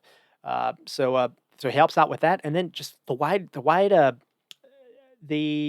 recruitment in the attack in Gibbs White. They got Gibbs White off Arsenal. They paid a pretty hefty fee for him. I think 40 million at the time. And then they've gotten Elanga off Manchester United, and they've gotten Callum Hudson-Odoi off Chelsea. I don't necessarily know if they would play at those clubs now. Maybe Gibbs White with Odegaard being out would have a slot in the team. I do think Anthony Lenga would maybe have a shot at Manchester United. Now they have enjoyed finding Amad Diallo, but at least last season with Anthony, I think Elanga was a better player even now than Anthony or even last year. And Callum Hudson-Odoi is very interesting as well because he never really worked a little bit at Chelsea. Then he went on to Bayern Leverkusen, and fans were kind of laughing at that loan move because he didn't do anything in Germany either. People were wondering, was his career maybe done? He had a really terrible Achilles injury, and that seemed to just kind of change his career trajectory. But he has been flying since like March of last season, and scores kind of the same goal every single time, but it doesn't matter. He's really good at it. He's got that wonderful curl on his right foot, and he's really good at getting it onto him. And he showed some pretty good pace to beat Bradley to a loose ball here. And to get him only on $5 million. Now I don't know what they're paying for his wages, but what a recruitment deal that is. And you'd think about how Chelsea have spent I don't know, 80 million on Mudryk. They don't like him. They've tried Nkuku on the left wing. They don't really like him, and they went back to Pedro Neto. Pedro Neto, got subbed out versus Bournemouth after the first half, last Saturday, and then they finally moved in, Jadon Sancho. Maybe that'll be the kind of the idea for Chelsea. I don't know, but it feels like maybe they gave up on Hudson-Odoi a little bit too early. Sometimes just a different environment is good for a young player, and that can kind of transcend sports. And it's not just related to football. So yeah, a lot of positives for Nottingham Forest. A lot of positives and praise for Nuno Espirito Santo. And, I went into the season kinda being a little bit worried, for Nottingham Forest just because they were the last team, last season that just kind of survived, and they survived by, the 3 promoted sides last year being just historically bad. Uh, it feels like as long as they don't suffer any kind of injuries, you go if something happens to Chris Wood, they also have, Iwani, as long as they can keep him healthy as well, so they've got some depth here, now. Um I'm not necessarily gonna say they're going to I don't know what the ceiling is for them, but, the floor, I think it's above staying up. So, they stayed up last season with a points deduction. They're not probably not gonna get hit there. This is quite exciting, stuff. It's funny to say that too because when Steve Cooper was here, this was the absolute worst team to play, in the EPL, and yeah, they bunkered in, versus Liverpool. That wasn't really exciting, but you see that when they are up against similar kind of competition, you can say they were very good on the eye versus Wolves recently. They're another thing to talk about is they've got the that attacking talent. One thing I haven't even said yet is to start the season, they're number 3 I think for expected goals conceded. So their defense is absolutely firing for Nuno and.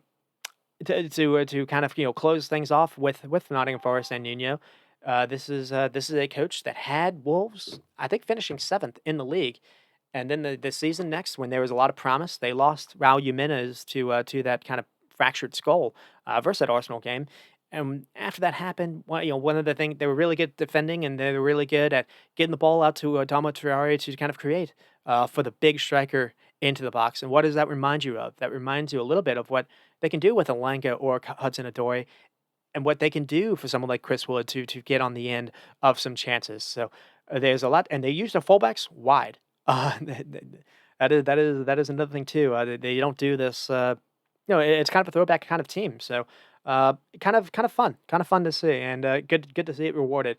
And then I'll move on to Aston Villa and Everton, see how we're doing for time. Probably isn't great. It's not too bad, but it could be worse. I'm not gonna spend much time, focusing on what happened after this. So this will probably be the last one that I'm really go into detail.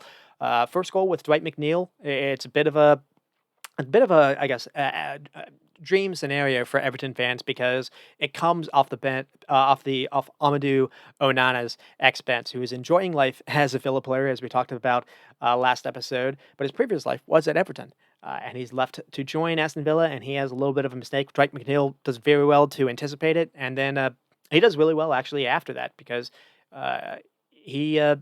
He basically takes on a defender and he uses him to kind of shield his shot. And he takes the shot a little bit surprising Emi Martinez, and he finds the corner. And then Calvert Lewin, after Dwight McNeil, wins a free kick, has a great, or maybe it's Jack Harrison wins a free kick.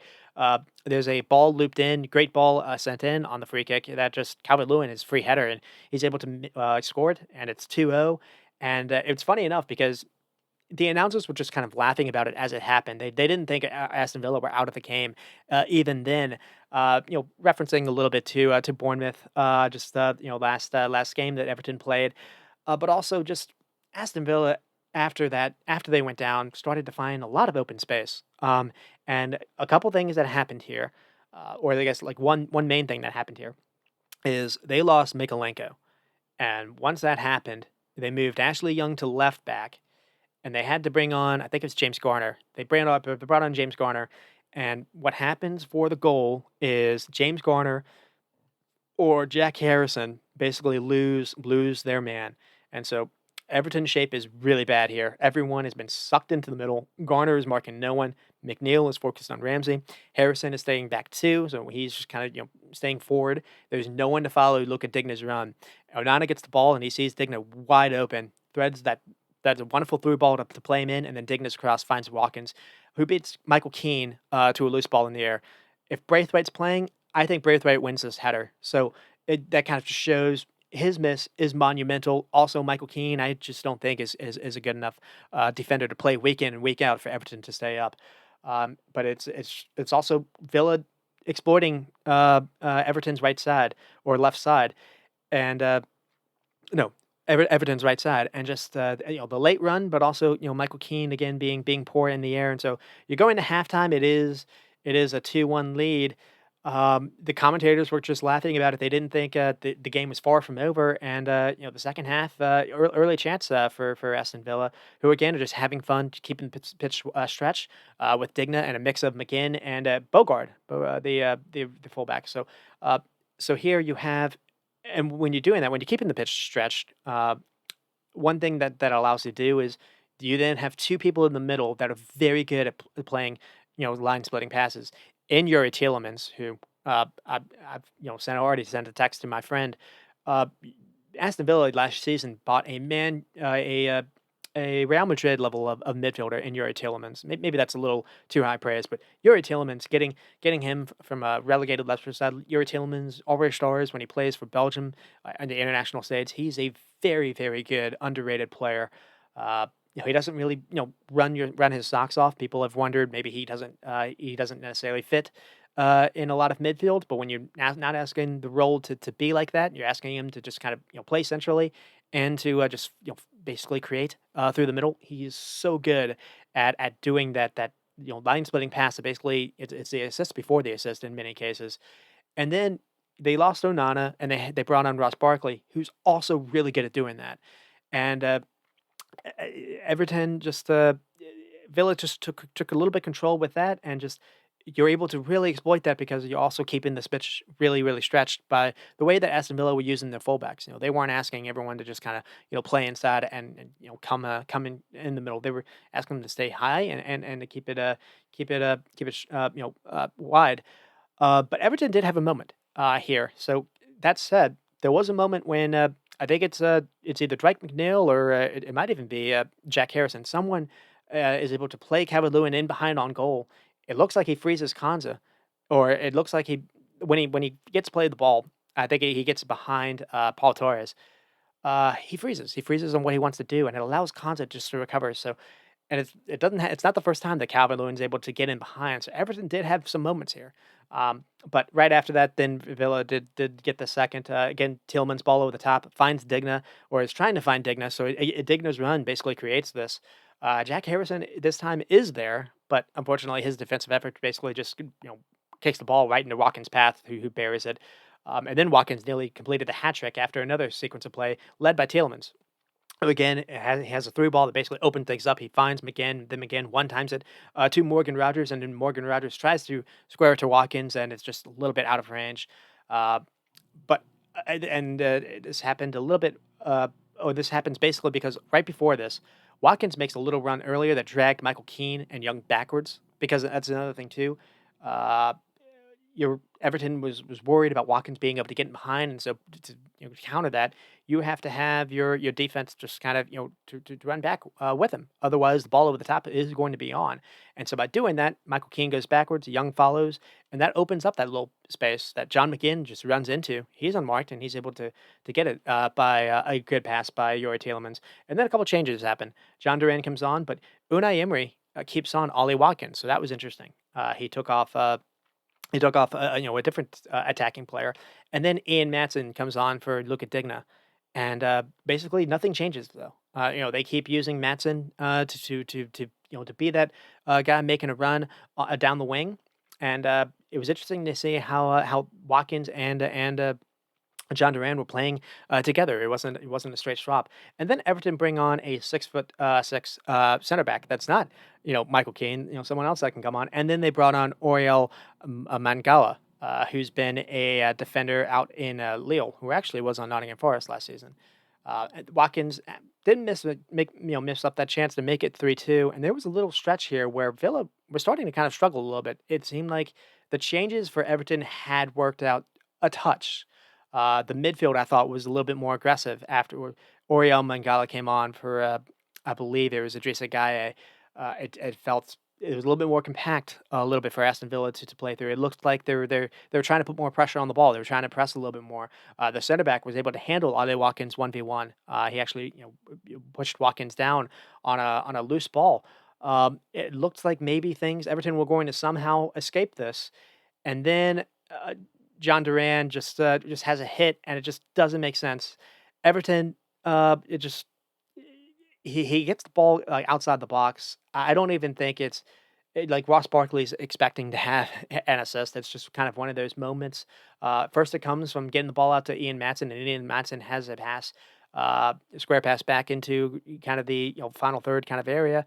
It's just he finds they basically John Duran gets the ball maybe probably 28 yards away from goal, and he uses his left foot and just he has the power and curl to just beat Jordan Pickford. Jordan Pickford doesn't even get near it. What a hit! And he's not. It's not the first time he's done this. He's got amazing ball striking ability. And it's probably what needed to beat Everton here because it felt like for the most part they maybe fixed some things, and then Calvert Lewin at the end, very end, was also played in on goal again, is able to run past Paul Torres again, and the shot is just denied by the crossbar, so it easily could have ended 3-3. But they do the story of the game is they blew another 2-0 lead, uh, and it's fortunate for Calvert Lewin that he wasn't able to come good on a couple of those chances. If you're an Everton fan, uh, maybe there's some reason to be a little bit upbeat about this because sometimes you want your leading striker to at least be getting those moments because eventually you feel like they'll come good. Um, but that said, there was a lot of reasons to be really fearful. Now, maybe the 6'6", center back can actually be the idea going forward, and not necessarily Michael Keane or Tarkowski because they've been Everton have really struggled in really every single game that Michael Keane has started.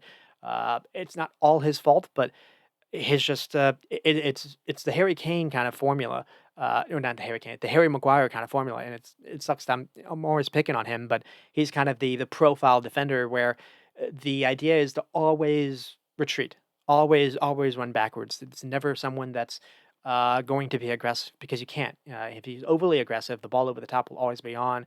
Um, so you're always gonna be playing a little bit on the back foot. The other thing too is the fullbacks. The fullbacks are just absolutely, I want to say atrocious, but bad. Ashley Young. It was kind of fun for him to return to Aston Villa. There's a lot of players that have already played for both clubs. I mentioned Deonana, but Luka Digna as well. But also Ashley Young. Ashley Young returned to Aston Villa, and he's 39 now. He probably shouldn't. If he returns to stadium grounds, he needs to be a commentator now. He can do a job, but I just feel like he's kind of gettable as well. But he's not only it's not just that he's probably the best, the second best fullback that they have after Mikolenko. And once you lost Mikolenko, everything went out the door. Seamus Coleman, I think, is injured, but he's not really the best idea either. I thought he got exposed a little bit versus Bournemouth. Uh, After that, you have maybe Patterson, who's young, and maybe he's not really trusted. You don't really know who they have.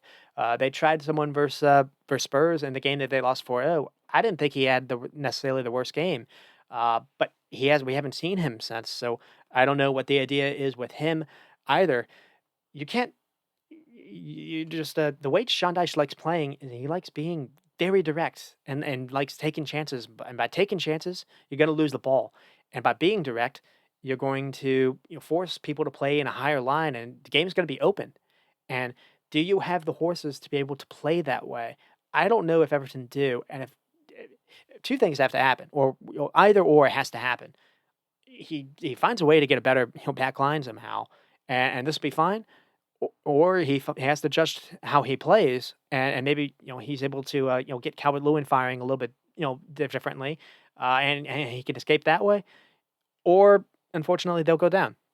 There's just the Sean Dyche is a good coach. No one, Jurgen Klopp or Pep wouldn't be able to keep this team up with the way that the back line is constructed, and you don't. This is the last time that Everton are going to be in the stadium that they're in Goodison Park. They're about to move to a brand new stadium. You don't want to open up in a brand new stadium in the championship, but the way that they're going now, it's hard to not say that is going to be their destination. Now that said, they started out exactly like this last year, and they turned it around. And I do think they can maybe turn it around at least offensively. Calvert Lewin does look good. That's one of the bright spots you can say for Everton is Calvert Lewin has looked good to start the season, and not just that, going back to like March or February, his body has been good. His body is finally cooperating with him. So keep him healthy. That'll always give you a shot.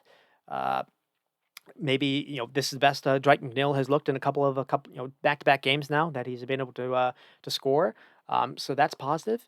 Uh, that's the other thing too to talk about is I talked about praising Ndiaye last episode. Ndiaye, when he was played on the wing, was not doing very good defensive work.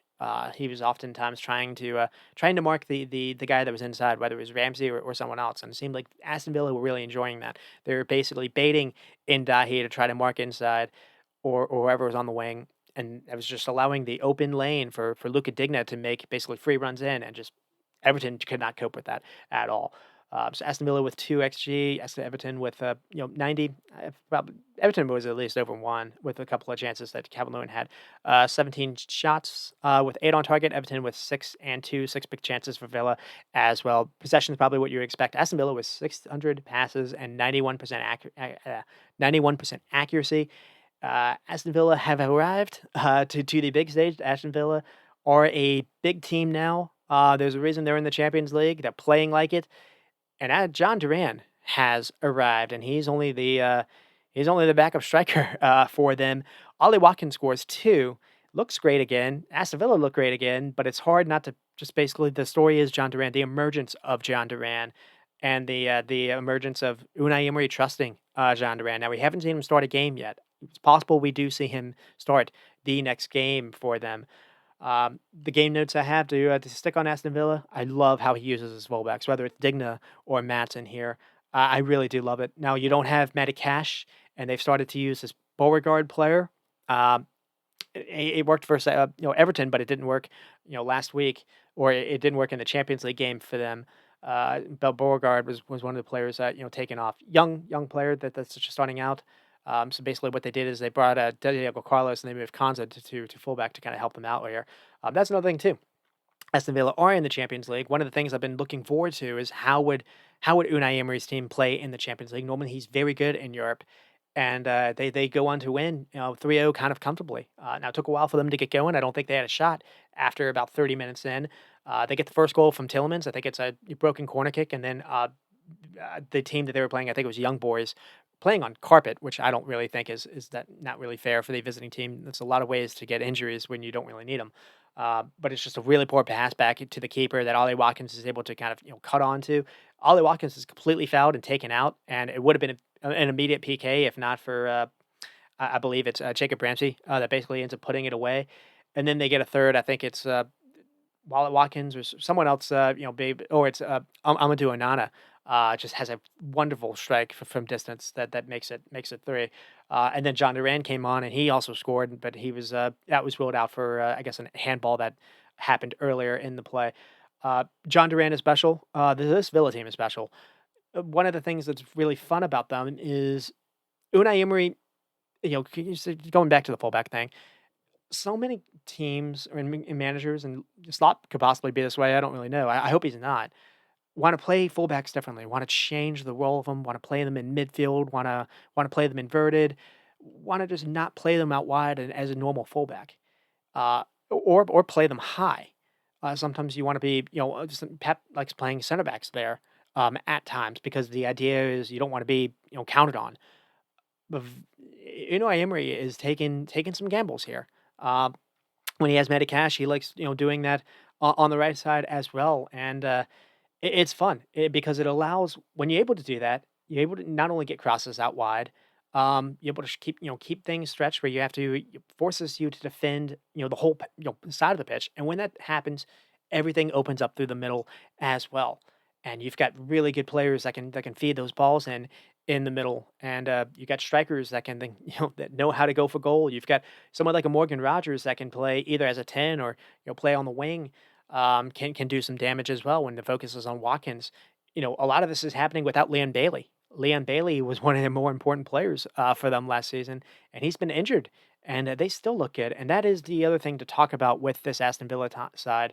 The depth that they have is on display and amazing. They lose Anana in this game, and they're able to bring on Ross Barkley, who's the best, one of the best, deep lying playmakers all of last season for Luton Town.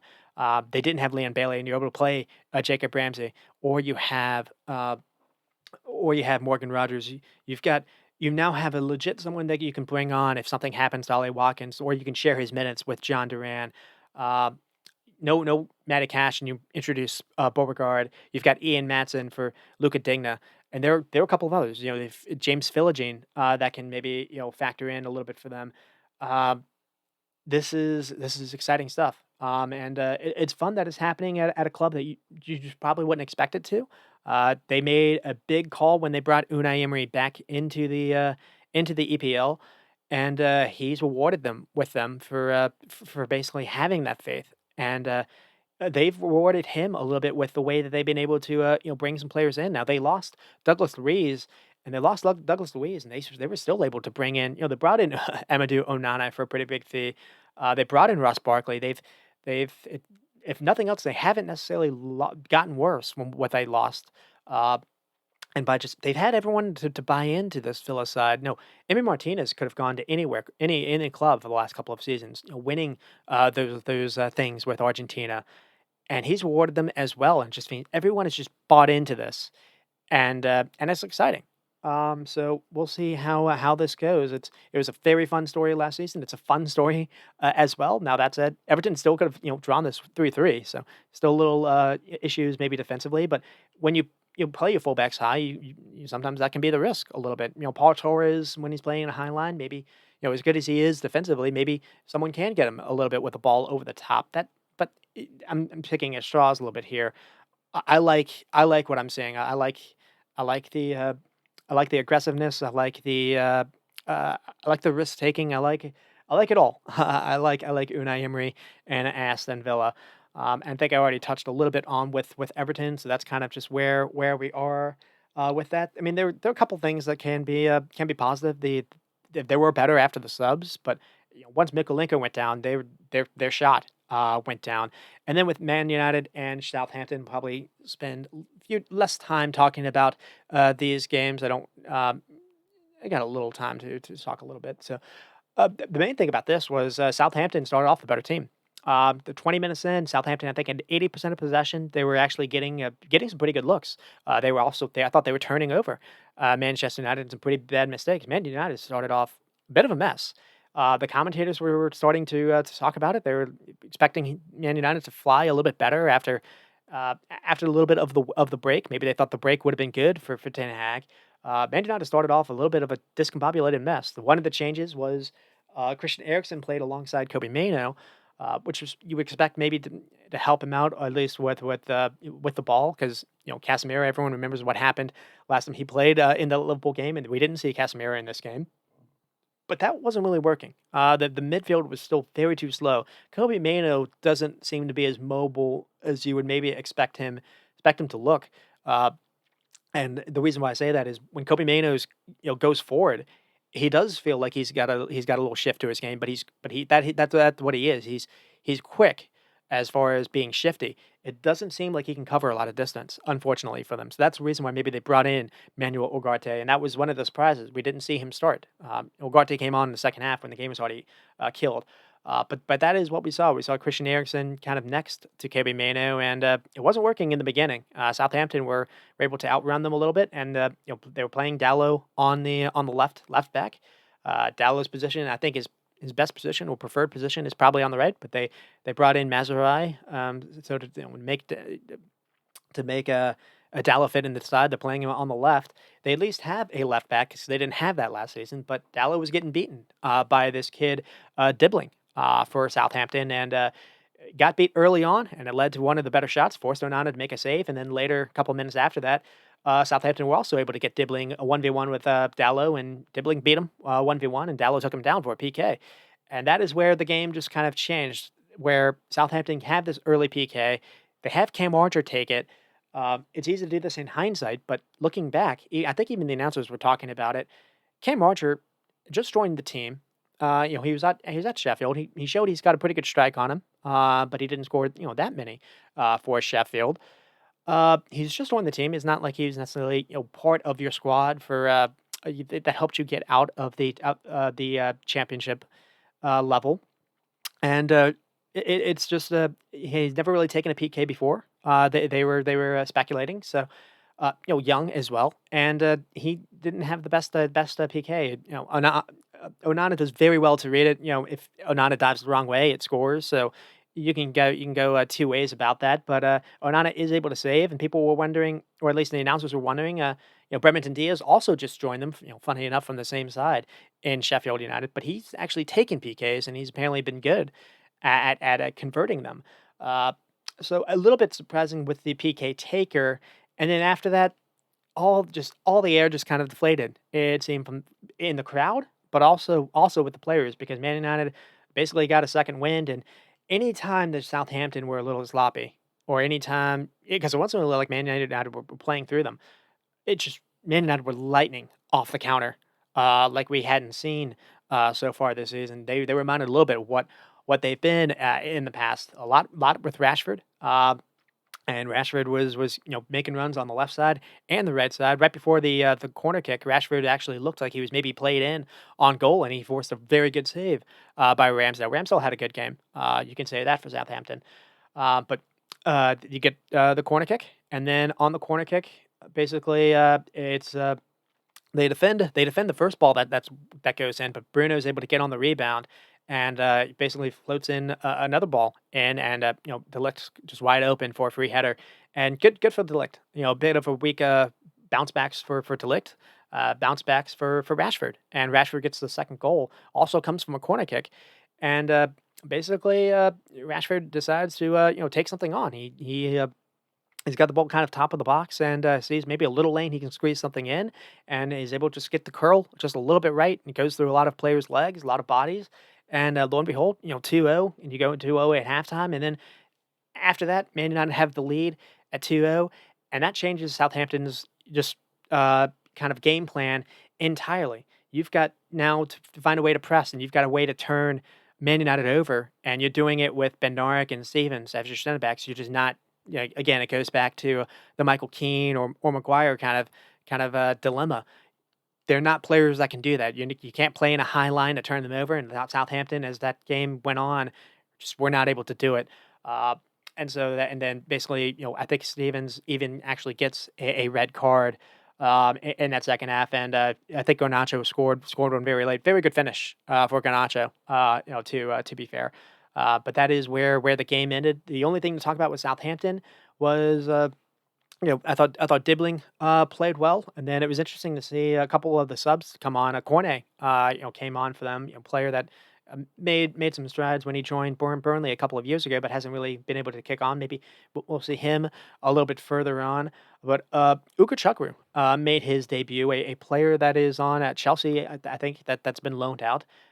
They've got a who's who for midfielders in that kind of DM kind of number 6 spot, but I don't know. I don't know if this guy isn't eventually going to make it there because he looked very good, very calm on the ball, towered over Kobe Mano and was bullying him. I don't know what his size is. He looked like he was 6'2". Very very comfortable with the ball at his feet. One of the few players that really did stand out a little bit.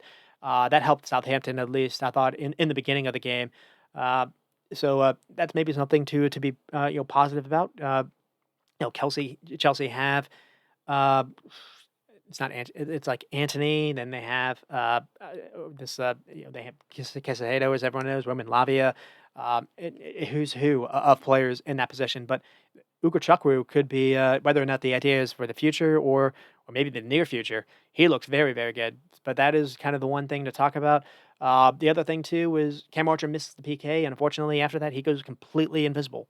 When Southampton were trying to play through Man United in that second half.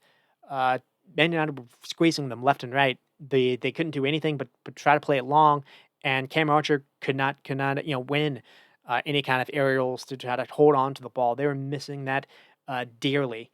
And then finally they brought on someone at the very end, just a kind of a tall player to try to do that. But by then it was just too late. Man United with 20 shots ended up with 10 on target, 5 big chances for them as well, 7 Ramsdale saves. Could have been ugly at the end. One kind of comment was Man United did end the game with Johnny Evans and Harry Maguire. Alexander Martinez had a back issue, which is not ideal, but for the most part, good way for Man United to get back into form a little bit. Good way for Ten Hag to just kind of get the calls a little bit off his back after the Liverpool game. The international break probably was beneficial for them a little bit. That it wasn't great for them to stew on that that Liverpool result, but just got back into gear. We'll see what they do versus Crystal Palace coming into their side. The Crystal Palace that hasn't necessarily gotten a win yet, but looks very threatening offensively. They just debuted Eddie Nketiah, formerly of Arsenal, and he looked very, very good for them. A different player than Olise, but I liked the idea that he was played on the right side of that little double 10 kind of role. He had a bit of a free role, and all that front three with now it is Nketiah, so Eze and Nketiah and Mateta. It doesn't look like the idea is just to play Nketiah as the lone striker. It looks like he was playing with Mateta, and it looked very, very threatening going forward. So, and they do use wing backs as well with Mitchell and Munoz, and that could be ugly. Now, Man United, one of the worst results of Ten Hag's season last year was that game against Crystal Palace. It was also the game that basically Casemiro had a bit of a howler when Jamie Carragher did his famous kind of rant a little bit. Man United maybe remember that, but I I don't know. I'm not necessarily gonna say it's all well and good now. Now, one thing to say is, that Man United apparently just, had a good win versus I guess, a League One side in the EFL Cup. Interesting little experiment there where, Xerxes did not start. It was Rashford. Rashford, the front three was Rashford, Garnacho, and I believe it was Anthony. Anthony maybe got a PK. Rashford scored a couple, and looked pretty good finishing, but really the story was how good Garnacho looked on the left. Now, it is versus a championship side, but the idea Rashford, being played, further forward, not necessarily Xerxes. Now Xerxes, don't necessarily need to go ahead of him a little bit because he played pretty well for Southampton. Probably possibly could have scored here. I thought he looked pretty good in the second half versus Liverpool as well. So don't really know what the idea is there. Ten Hag's probably going to experiment a little bit. Probably going to see Garnat or Garty actually get his first debut start, and it'll be fun to see him versus an Adam Wharton and a Czech Decore, or if something happens with Decore because maybe he's hurt again. A Jefferson Lerma, Crystal Palace. It's going to be fascinating to watch that game because I mentioned it last year. Crystal Palace had a lot of players that probably would have gotten into that Man United side. I feel like I can still say that. Also, Crystal Palace just introduced Maxence Lacroix, and he's a player that I thought maybe could have, United could have looked at. Now, Lacroix didn't necessarily have his best debut, but well, he had like one little error that maybe led to one of the lesser goals, but he looks quite decent in his debut. Besides that, you still have, Mark Gahey, back there. The Palace back line might actually be better than Man United's if Lisandro Martinez can't go, and it's got to be either a Delict or Maguire or Delict and Johnny Evans. That'll be something we have to follow.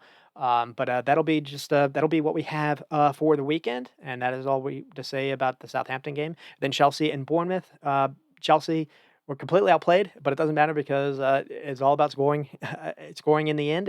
And Cuckoo was able to get on the end after a nice little feed in by Jadon Sancho. Sancho came on at halftime. It wasn't really working with Pedro Neto.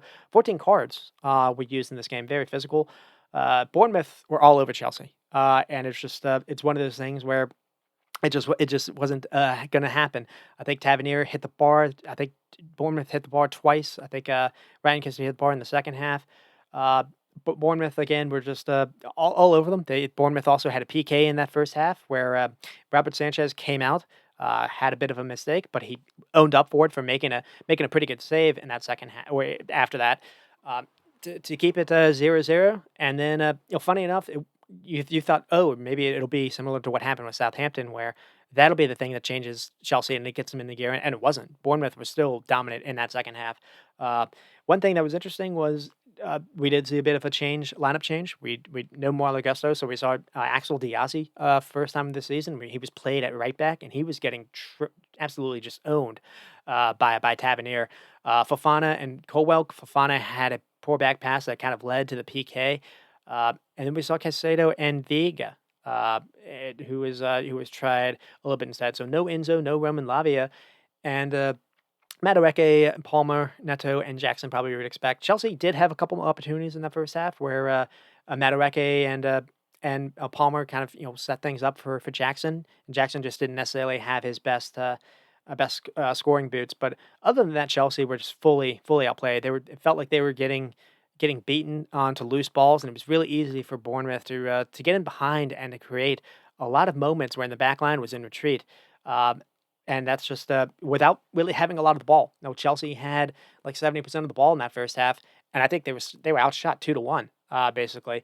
So yeah, like 11 or so shots to five just in the half, and that continued in the second half. Just and the only thing to say about Bournemouth is just sometimes it's one of those days, but also so far it's been one of those seasons for their new signee Evan Nilsson, because Evan Nilsson was the one that took the PK and missed it as well, and he had a couple really nice link up moments with him and Clivert where they could have been something a little bit better than what they got. Tavernier looked really good in this game as well, and sometimes that just that you just throw your head up. They played really good stuff. 19 shots and 7 on target. Sanchez had to make 7 saves. I think he was the player of the game. Only through 33% possession, only 200 passes and 70%. But when they were able to get forward and to get their chances, man, they look good. One thing you can say about Iriela's Bournemouth side is they've never really been very good in possession. It doesn't really feel like he cares about that. He's a throwback a little bit to, I don't want to say Klopp, but Pochettino's maybe Southampton side.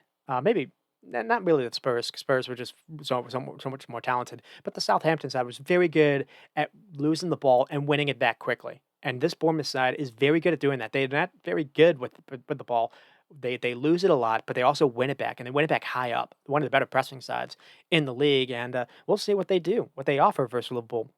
I would say that so far the times when teams haven't pressed Liverpool, that's kind of been a little bit when they struggled. The teams that have tried to go with them a little bit, Liverpool have actually had quite a few good success. So we'll see how that goes this weekend. And with Chelsea, it still looks like they're try to find themselves a little bit. No Enzo Fernandez, so I can't really blame him here.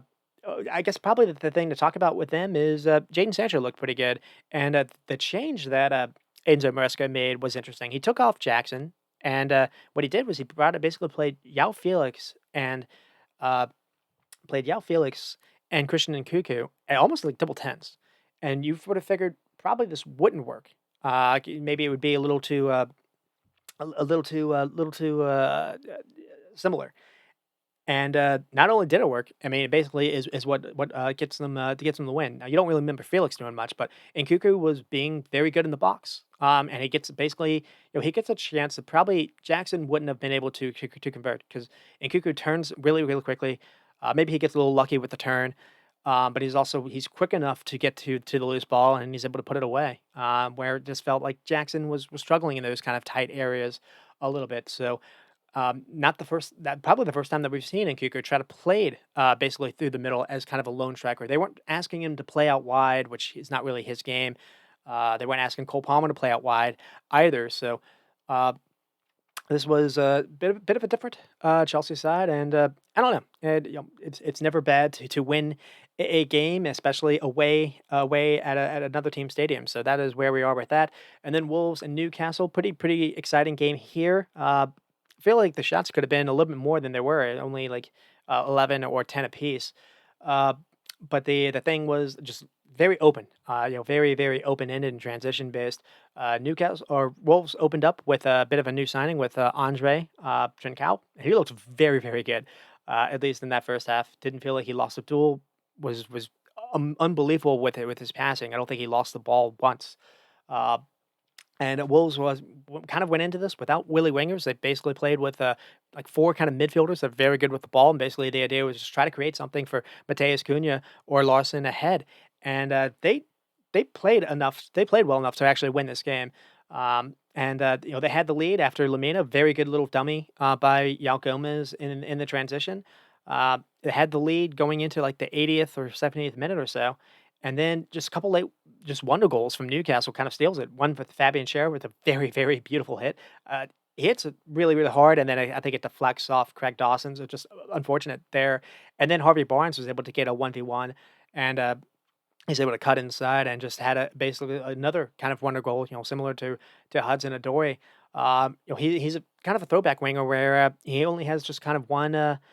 he has like one trick, basically. He's going to try to cut it on to his favorite foot, and he's not really trying to look to, to beat someone 1v1 with a dribble. He's trying to find a way to get a shot off, and he's got a great shot on him. To be fair, it's not the first goal he scored. He scored something like this for Spurs, I believe. What a goal! What a goal this was, and it was interesting with Newcastle because it wasn't working out. I feel like Alexander Isak got injured or something. Something happened with him hitting his head. Maybe he got his eye poked or something, so he had to go off at halftime. And Eddie Howe made a number of pretty big changes. He brought on Joe Willock. He brought on Sandro Tonali. He brought on Harvey Barnes, and it worked. Lo and behold, it worked. And uh, Wolves Wolves had some moments, to be fair, as well. Dan Bird, likewise, like every time, he wasn't really doing well with handling either Cunha or Larson, and Larson, hit the post a couple of times with some really nice hits, and just really unlucky. Nick Pope had to make some pretty big saves to keep this at the 2-1. So that's where we are with that. Not much to say really about either team. I just feel like it was all about the second half, so pretty good changes for Eddie Howe. But again, you just look and they made a mistake not bringing in another center back. It helped them getting Fabian Schär back because they haven't had him since the red card versus Southampton. So and he rewarded them with a wonder, basically a wonder hit that shouldn't have you wouldn't expect to come from. Uh, the other thing to talk about, Barnes and Tonali, but Joe Willock came on and I think he had 5 chances created, coming on off the bench. He was quite good for them. I mean, Wolves are kind of what just where they are. You don't really know necessarily what to expect. I've been worried about them every single week, as I've talked about.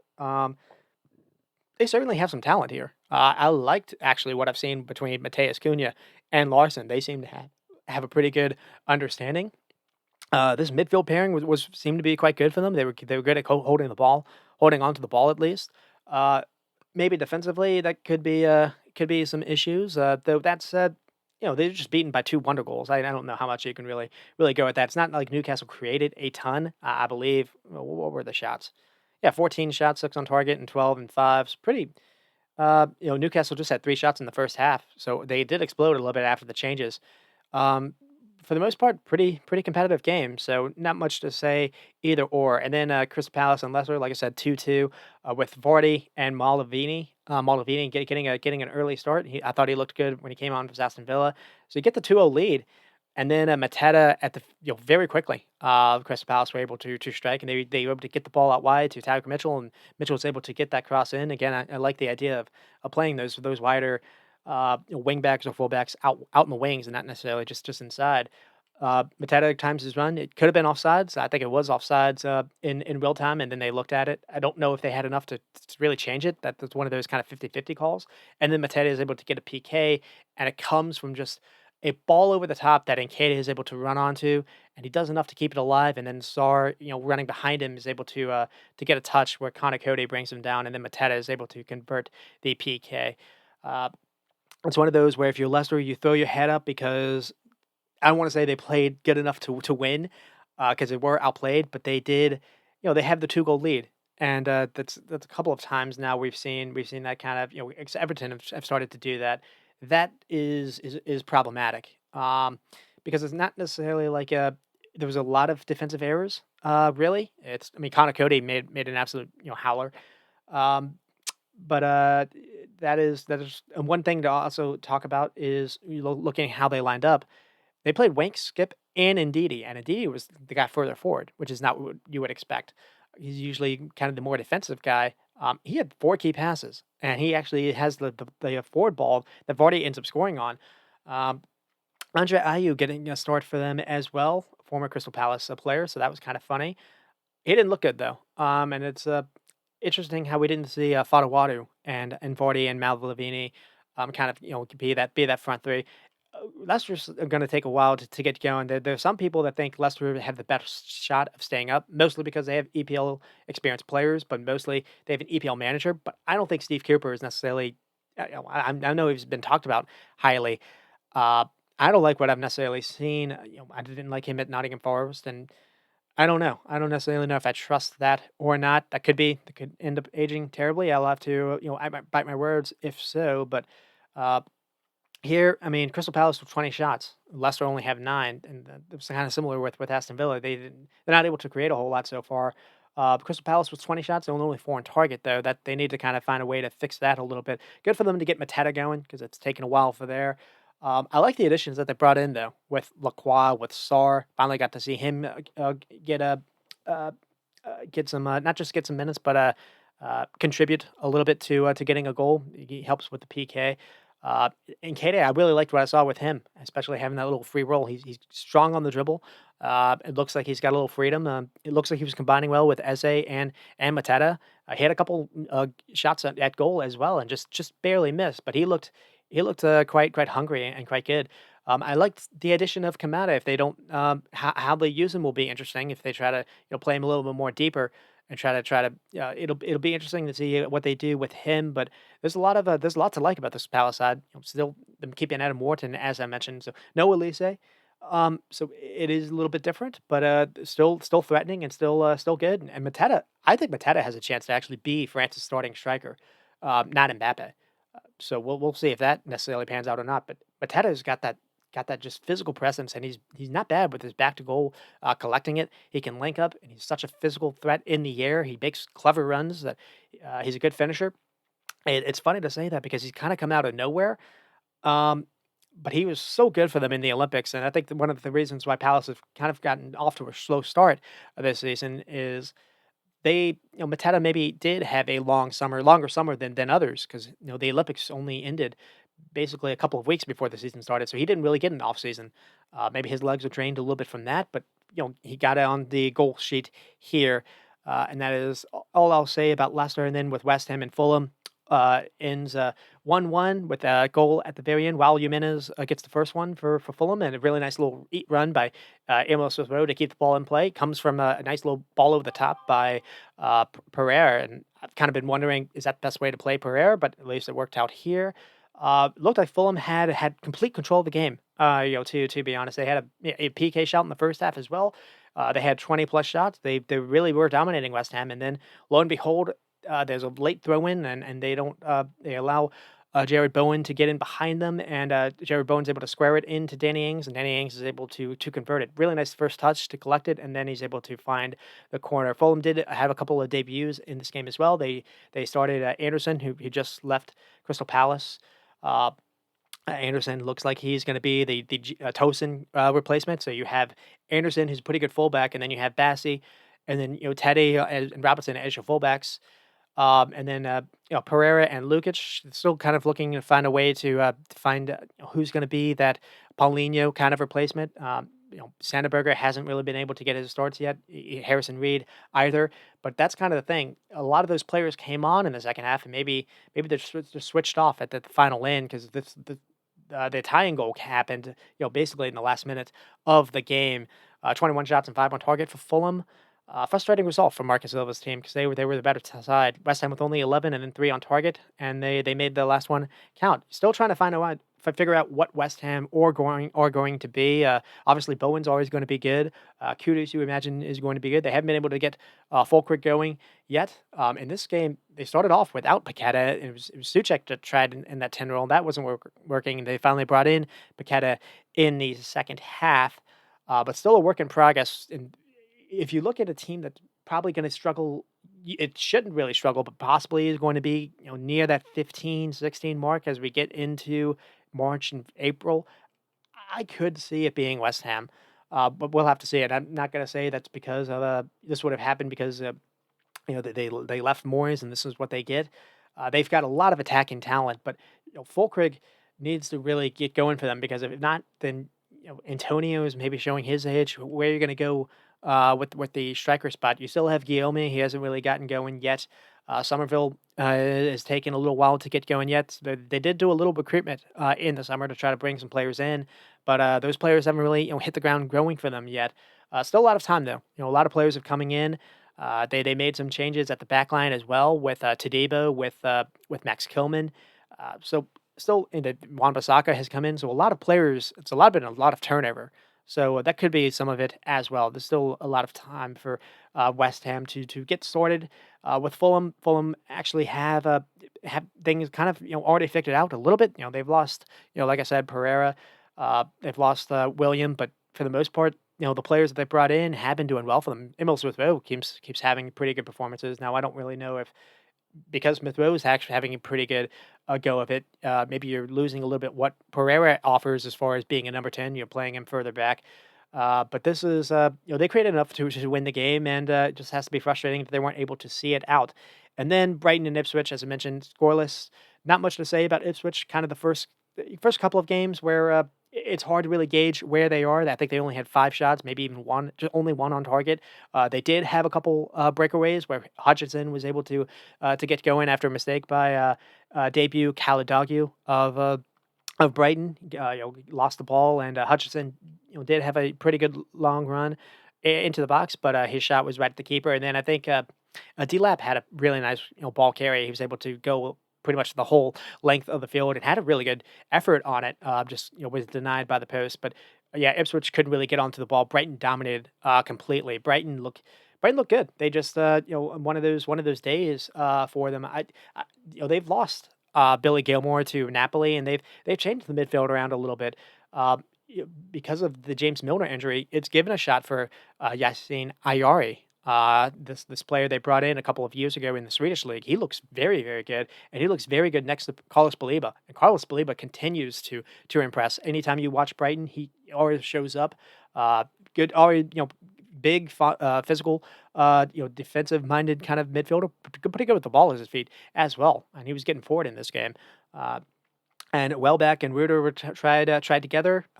They were able to create a lot. There was one moment in the first half where I believe Muric, the Ipswich keeper, made like 3 saves in a row. Where Welbeck, or it might have been Ruder, Jorginho Ruder was who got his first start. Did well to create, and he had a shot that looks like it was flying into the corner. A great save by Muric, and then Muric had to make a save on Matoma, back to back. I think Muric was player of the game with like 8 saves. Brighton would just have to be kicking themselves a little bit for not just being able to get that one of those count, and they made a lot of subs. They brought in Evan Ferguson. Ferguson was able to get going. Just and he had an effort that also required a pretty big save. They brought in Dengra from the bench, and he just wasn't able to get to do much. They brought in Enciso, who's still looking to try to find his feet going. So Brighton just have a lot of options, and just one of these days where it didn't really work. No João Pedro was available. Maybe that's the reason why they went with Rudder and Welbeck. Maybe Pedro could have been the difference maker instead. Well, I don't really know, but lots of reasons to be hyped if you're a Brighton fan. 21 shots and 6 on target, 3 big chances. And again, just still have the high passing number, high passing completion percentage. Calagigo, just left back from Turkey, made his debut. Bit of a mixed bag. One pretty bad moment, but also created a couple really nice moments as well that could have led to Brighton catching it at the end. So a lot of positives for Brighton and their young manager. And with Ipswich still just a mixed bag. You don't really know what to expect. They do have some pieces here with D-Lap, with Hutchinson. I think with Semi Smartish as well. And they're not going to have Brighton, Manchester United, or Manchester City and Liverpool every single week. Though it doesn't really get better. I think the schedule is still rough. I think they have Aston Villa coming up soon. But after that, we'll see where they are. I'm of the opinion, I think Ipswich, of all the 3 sides, have the best chance of staying up. Most of that could be the manager. There are a lot of clubs that were supposedly really interested in him, one being Brighton, funny enough. But also, I just think, I, I look at the back line. I like what I've seen from Jacob Greaves. Muric actually looked quite good in this game. With the number of saves he was able to make. Uh, if there's a team that's maybe going to get it, I do think it could be this team. Though this doesn't help with build that case. But again, early days. We'll have to see. And so that is where we are for the end of this week. See how we're doing for time, and it's not that bad. So great. And so, anyways, Arsenal and City this week, probably the marquee game. Probably the one I'll probably focus on the most, and then probably kind of do what I've done with a quick rundown. It's a little bit easier to do that than necessarily to fit every game in. One thing that I'm remembering now that I kind of forgot about is that Saturday window when you have, like, 7 games on at once, it's hell. It's hell to go back, it's hell to just follow what's happening. So for the most part, I'm just relying on highlights, like, you can't follow it all. When you get closer down to, like, April and so, you only have, like, 5 or so games that mean something, so it's much easier to kind of do a show and kind of, focus a little bit more on what games that matter, not just in the title race, but also, what's happening at the bottom or what's happening in Europa spots as well. So, anyways, try to change it up with a bit of a different rundown or blueprint. We'll see how it went. I feel like I'm probably speaking pretty quickly, so we'll see if that's too much or not. If I need to slow down, I'm trying to script fit it all really at the same time. But anyways, that's appreciate you for tuning in, and until next time, you stay squatted and stop recording.